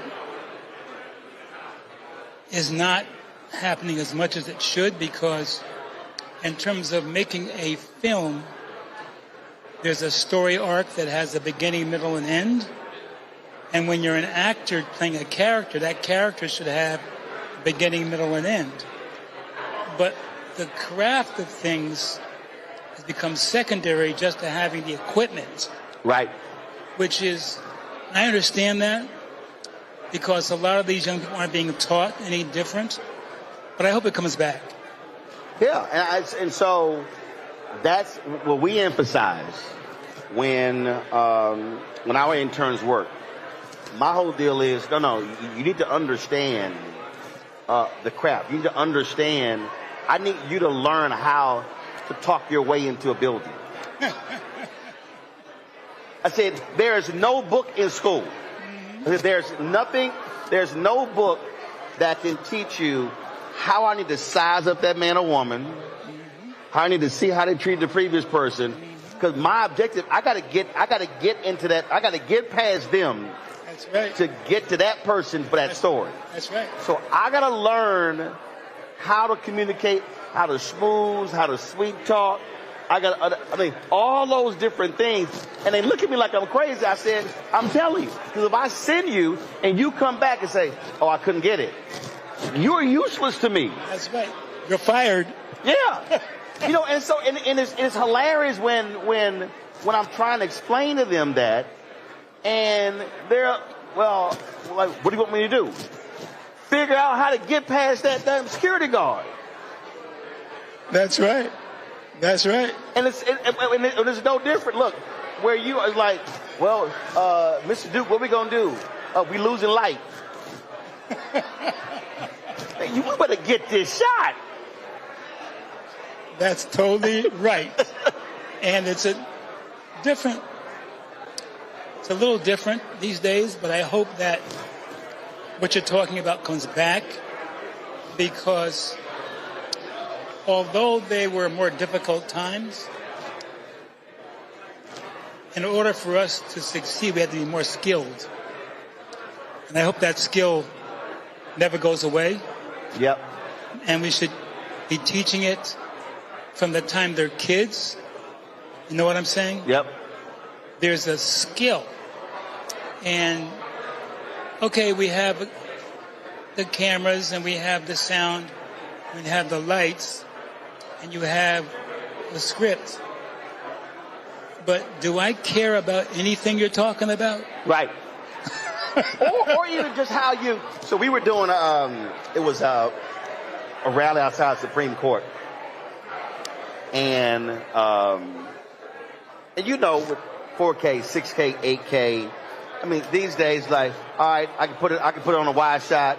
Well, in post, we can punch it in. We all good. And I'm like, no, I want it to be shot this way. And so the guy was on camera. So then when I got on camera, I took the shot in. I wanted a really tight shot. Because I like, for me, when I shoot, first of all, when I shoot, I want to look through the viewfinder, and I want to feel, it's like I'm in tune with that person. And so I want a really tight shot, because I want to, when they're talking and it's a rally and they're really packed, I want to feel that. Yes, yes. I can't feel that with this wide shot. So I'm moving in, and so the director was back in the control room. She was like, camera, what are you doing? What are you doing? Well, since I own it, I wasn't listening to her. So, but I explained to her after, I said, I need you to understand what I was trying to do. I didn't want that same shot. I said, I wanted a tighter shot because I wanted to feel the emotion of what that person was saying. Yes. And but again, if you just set it up and like, well, here's just, hit a wide shot, we good. And no. And so you have to learn, to me, you have to learn those things. And whether it's video, whether it's news, whether it's filmmaking, and that's just, to me, that has to be hammered home. You're talking about the skill of storytelling. I don't think it's being taught that way anymore. You're taught the equipment, and you're taught, how quickly you can move and the rest of it. But as I said before, do I care about anything you're saying? Do you find that the hardest thing today, when you worked on these projects, and it's not denigrating a millennial or a Gen Z or Gen Alpha. Unfortunately, it's really how they've had to grow up. What I keep saying is that the greatest failure that I see for those of us in creative side is the inability to think. The inability to, we're working on something and thinking your way through the problem to get to the solution. What I say, listen, in that moment, you can't YouTube it, you can't Google it. That's right. And so I think thinking is completely underrated, an underrated skill set.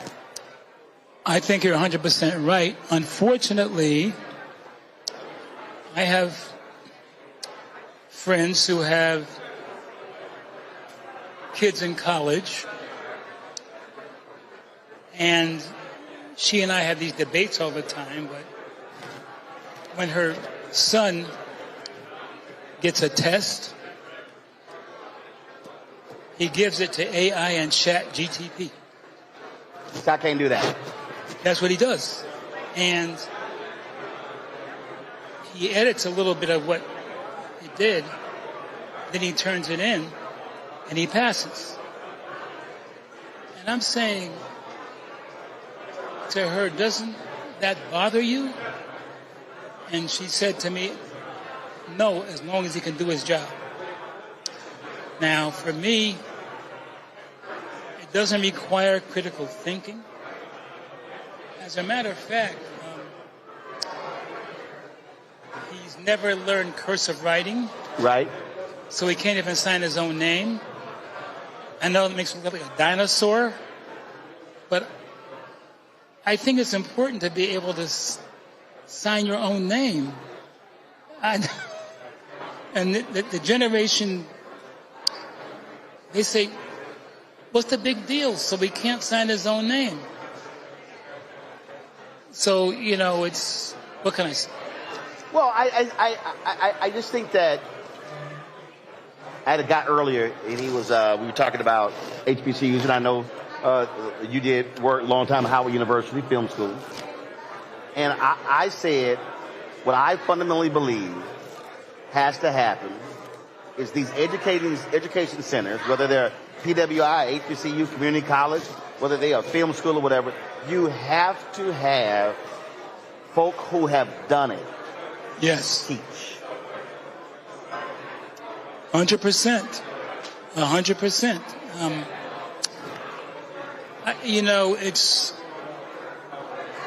It's one thing to teach from an academic point of view.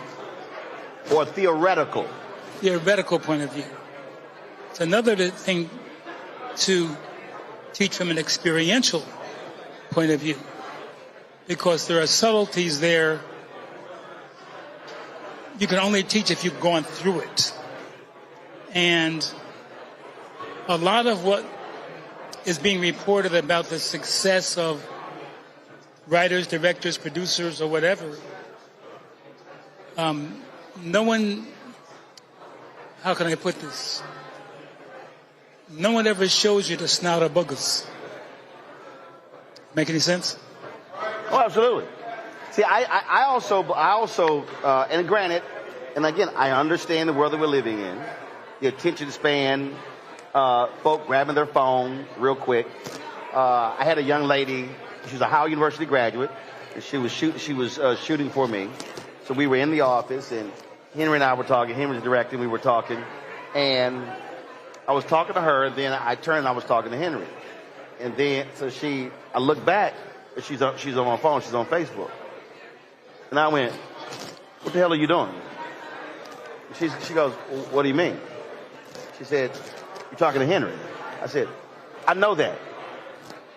But you should be listening to me talk to him, because you can be learning something while I'm talking to him." I said, "What can you tell me that you're looking right now on Facebook that can teach you, that's going to help your ass shoot better?" So my nieces were helping me. So I have a studio in my house. And so I had a green screen, but I needed to actually have a large television. So I told them I'd try to help y'all move the 65-inch TV behind me. So we're moving it, and so I'm trying to figure out, okay, how to get it around here.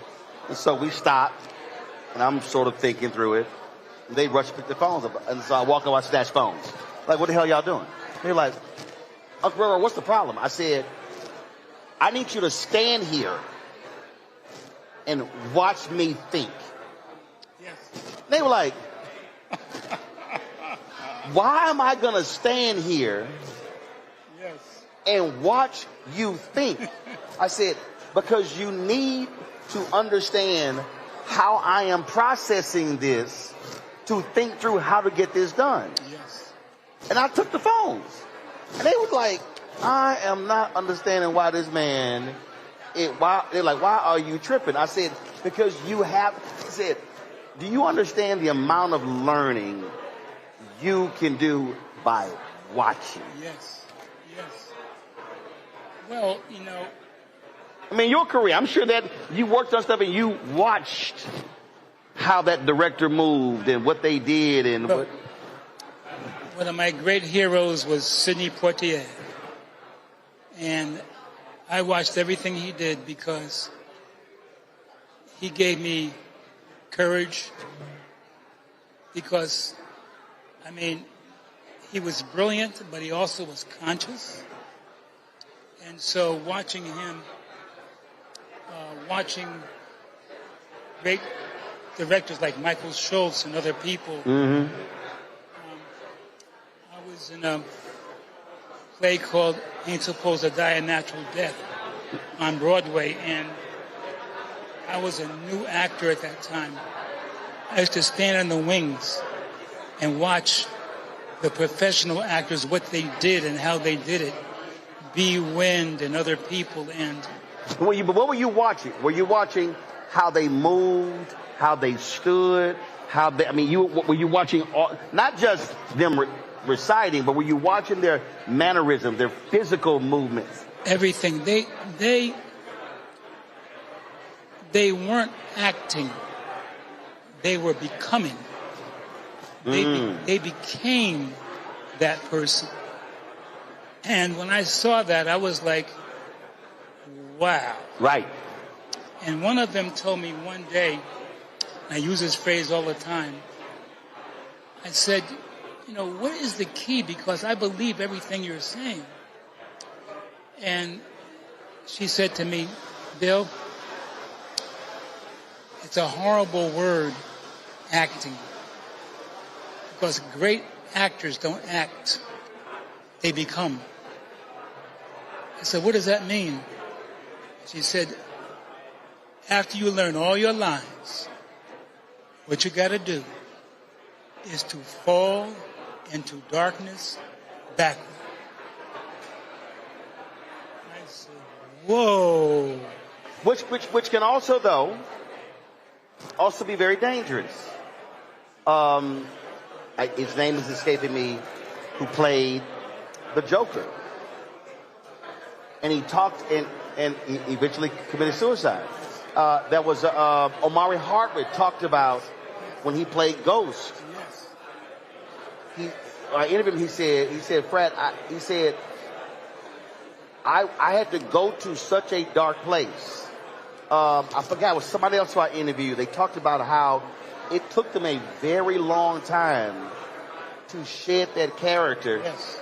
Because they played it brilliantly. Yes. But they had to go to a place. Yes. And one said, I will never do it again. They said because it caused depression. It caused all sorts of different things. Yes, yes. And it was just amazing. And just what you said, they went into that dark place and they said it was hell trying to come out of it. Yes. That's why you have to surround yourself with people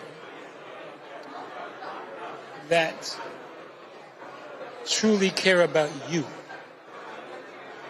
and that you come out of doing that character. They give you human comfort, caring, not because of what you can do for them, but because they care about you. Mm-hmm. You got to have those relationships in your life. But then the most important relationship, in my opinion, is the relationship you have with yourself. Because if you look in that mirror, you don't like what you see, nobody else can solve that problem for you. Right. It's called divorce. Yeah. Know what I'm saying? But the beauty of the mirror, you're looking at everything. You're not just looking at your face. You're looking at your neck, your arms, your shoulders, your chest, your stomach. You're looking at everything. And then when you start looking more intent, you start seeing stuff that you never pay attention to. That's right. That's exactly right. And it get real scary. It get real scary when you start doing that. But I just fundamentally believe that we're moving to a place. When you mentioned earlier AI and Chat GPT, because a guy asked me, a guy asked me, another woman, she teaches it. She's like, it's gonna transform everything. She says, how much do you use it in your business? I said, very little. And she said, I don't understand. I said, I'm not worried about AI and Chat GPT with what I do. And she said, well, why? I said, because AI is pulling from all kind of other sources. Yes. I said, you don't know on a given day what that story is going to cause me to say and how I feel. Yes. You could try to predict it. Yes. You don't know if I'm going to go hard, if I'm going to go soft. You don't know if I'm going to take righteous indignation here, if I choose to educate here. I said, and I can't tell you. I said, I can't tell you until that camera goes live. Exactly right. I said, so that's why I'm not worried. I said, you literally cannot script and try to figure out, oh, this happens, Roland's going to say this and say it this way. I said, no.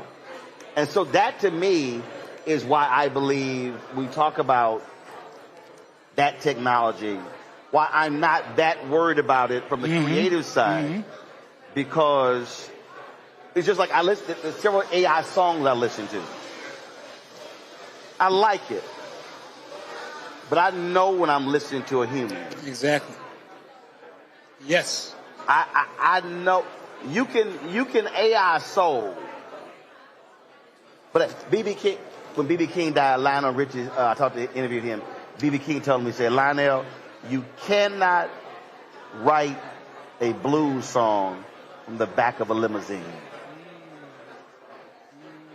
And that's the other thing. I think AI serves a role, but it cannot make me feel. Exactly. I can listen, but I got to feel it. Yes. To me, I know it sounds old school, but that's why I do it.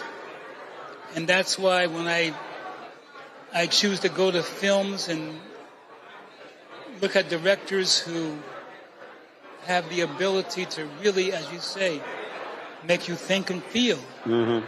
I mean, yeah, the action's okay, and the bombs and the fights and the... Right. Okay. But the point is, you know what I mean? Right. It's like, my wife loves John Wick movies. And I go, how many folk gonna get killed in this movie? I said, the last movie, about 250 people got killed. And, like, I'm sitting there, it's like she loves all John Wick. I'm sitting there going... I know. I'm like, another 55 people got killed. No.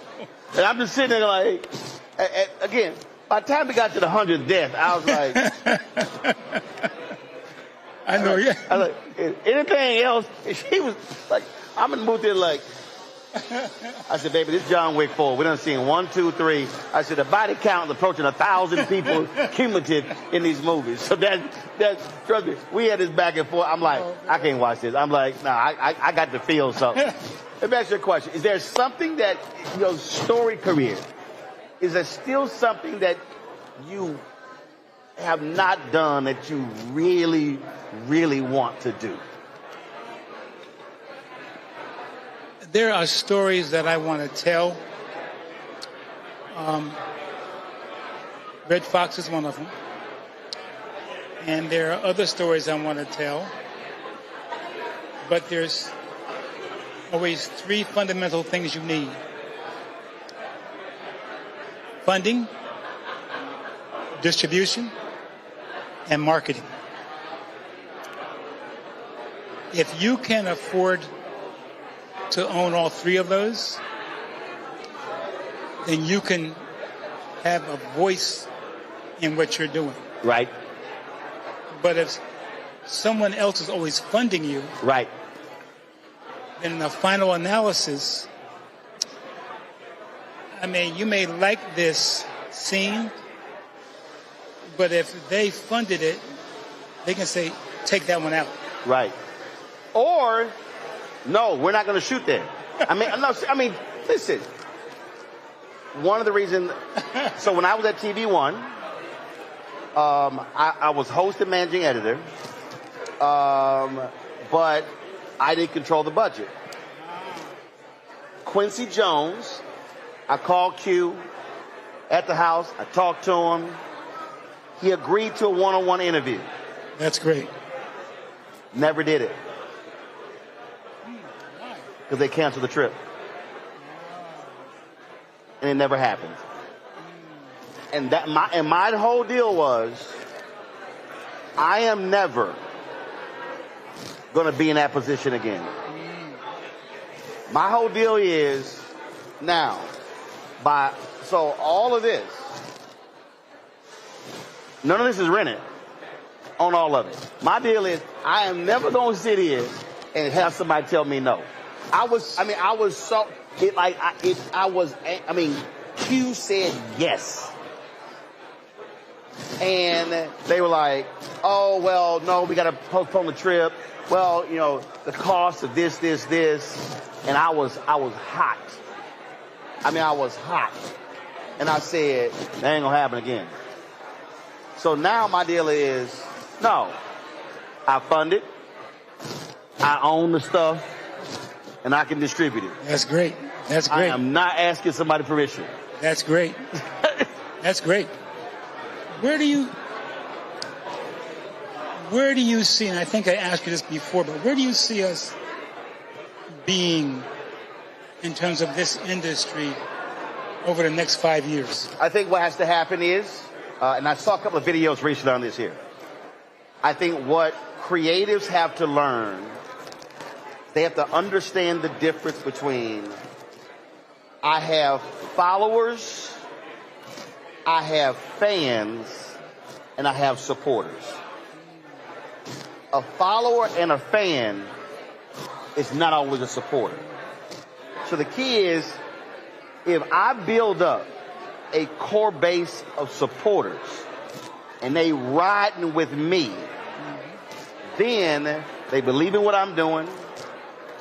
They will help fund what we're doing. And then my job is to deliver For them to go, man, that was fire. We're going to support again.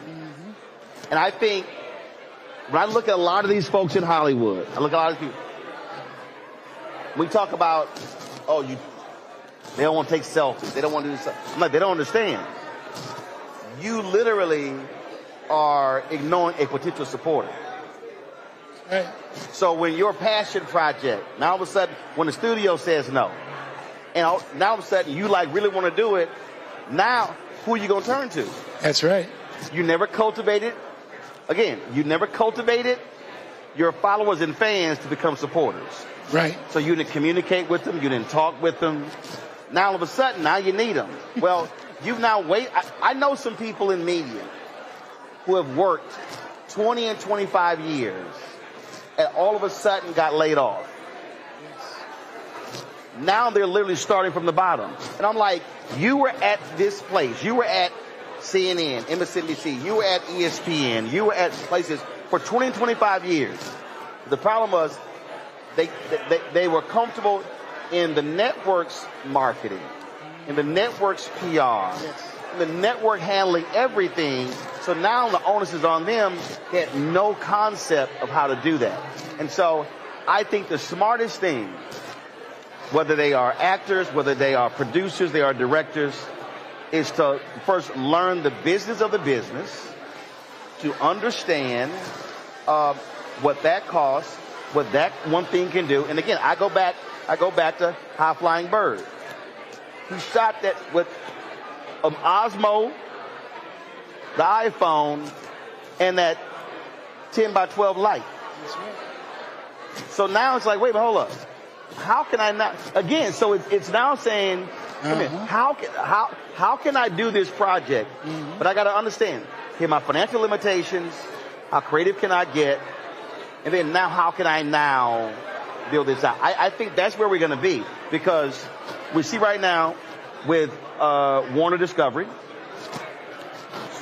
used to be the Big Seven. Right. No longer the Big Seven. That's right.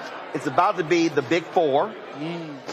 Jobs going to be lost. Yes. All these things are happening, and people are going to realize, now when you talk about platforms, it's no longer the platform. You actually are the conduit to the multiple platforms. So now is, how do you now maximize your social media? Yes. That, to me, if that has to be talked about and broken down to say, now if I've got 700,000 here, 1.3 million here, 100,000 here, I got 1 million here. Like for me, collectively we have 5 million. Right. Now, how do I now take that and monetize it and bring them along with the vision I have to create the content that we think is going to be necessary? That's the only piece, because the industry is going, the gatekeepers are going to shrink, and they're going to keep shrinking, and it's going to be tougher for the real authentic stories to be told. Yes. I unfortunately agree. But what you're saying is essential, because from a very, very early age, our children should be taught the things you're talking about. Because the world, as we know it, can sometimes be merciless, and they're not going to feel sorry for you because nobody told you that the name of the game has changed to baseball while you're still running around the bases with a football in your hand. See, I thought you were going to go to High Flying Bird. They built a game on top of a game. That's right. I thought you were about to go there. Right. But that is it. They built a game on top of a game. That's exactly right. It's real, right? Yeah. So, but I'm hopeful that, I wish there were more people like you on the air, because you wake us up. Because, I hate to say it, but many times we have a habit of sleeping. And this is a time where we should really be awake because there's some serious paradigm shifts.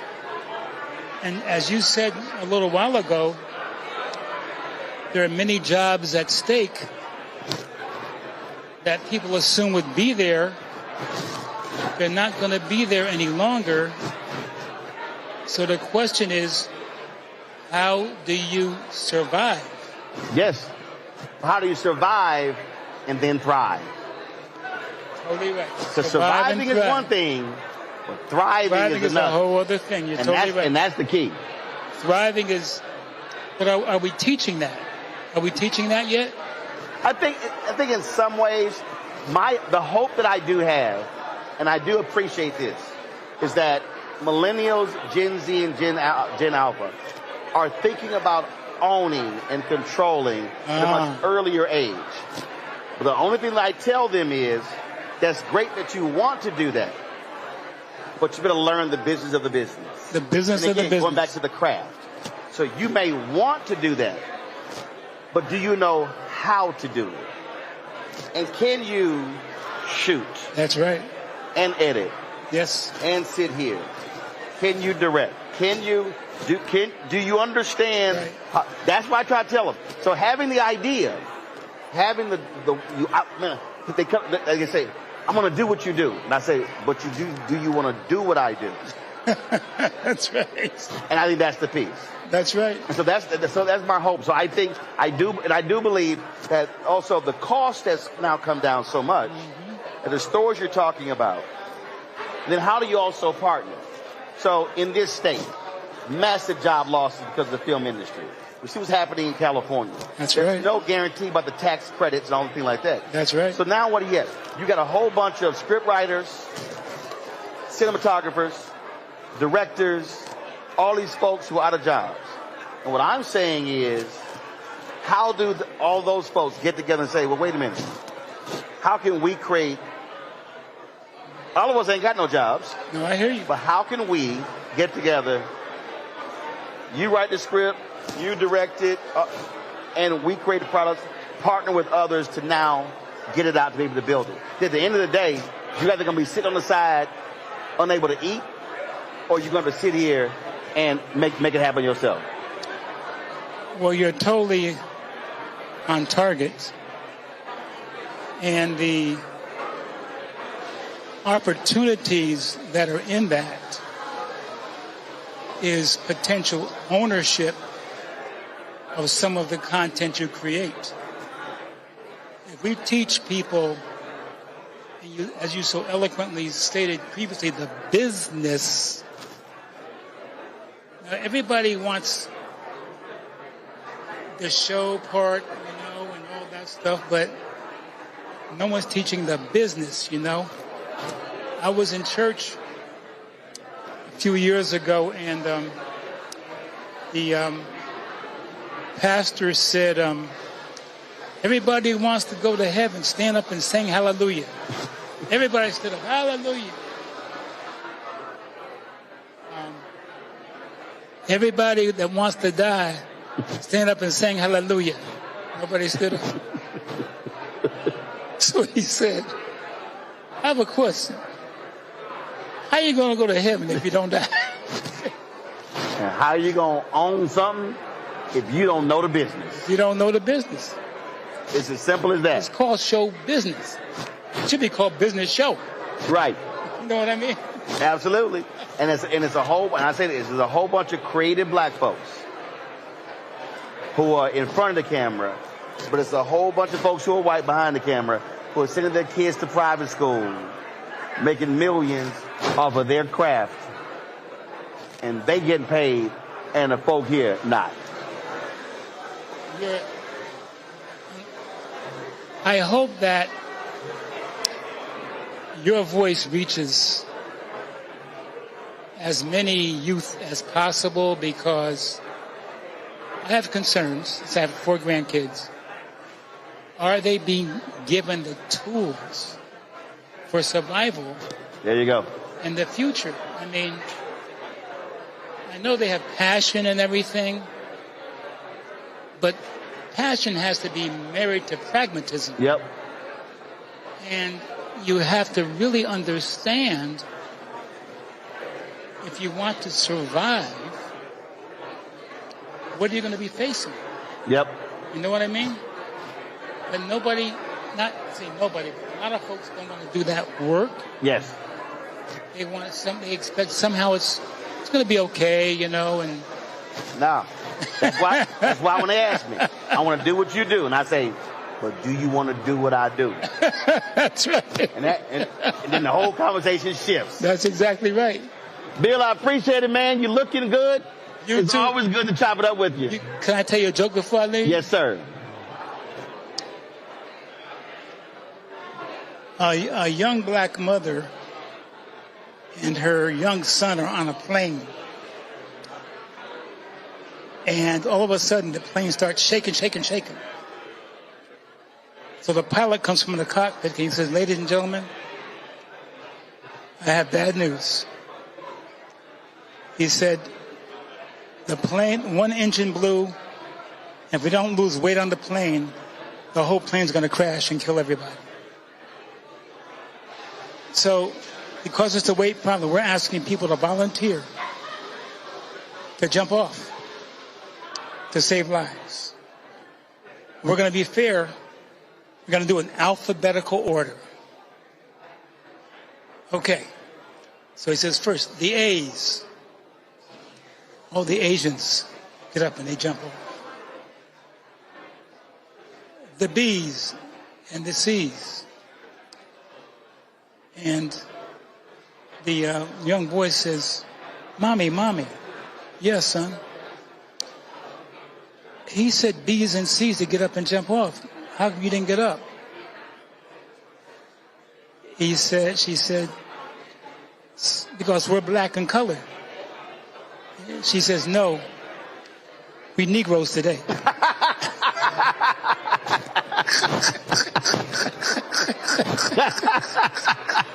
Today we Negroes. That's right. Because the ends. Right. There's a whole bunch getting up for we got to get to the end. That's right. Appreciate it, Bill. God bless you. Yes, sir. Thank you so much. Thank you. Appreciate it. Well, that does it for us tonight on Roland Martin Unfiltered. Roland will be back tomorrow night, broadcasting live from Alabama State University to celebrate the 70th anniversary of the Montgomery bus boycott.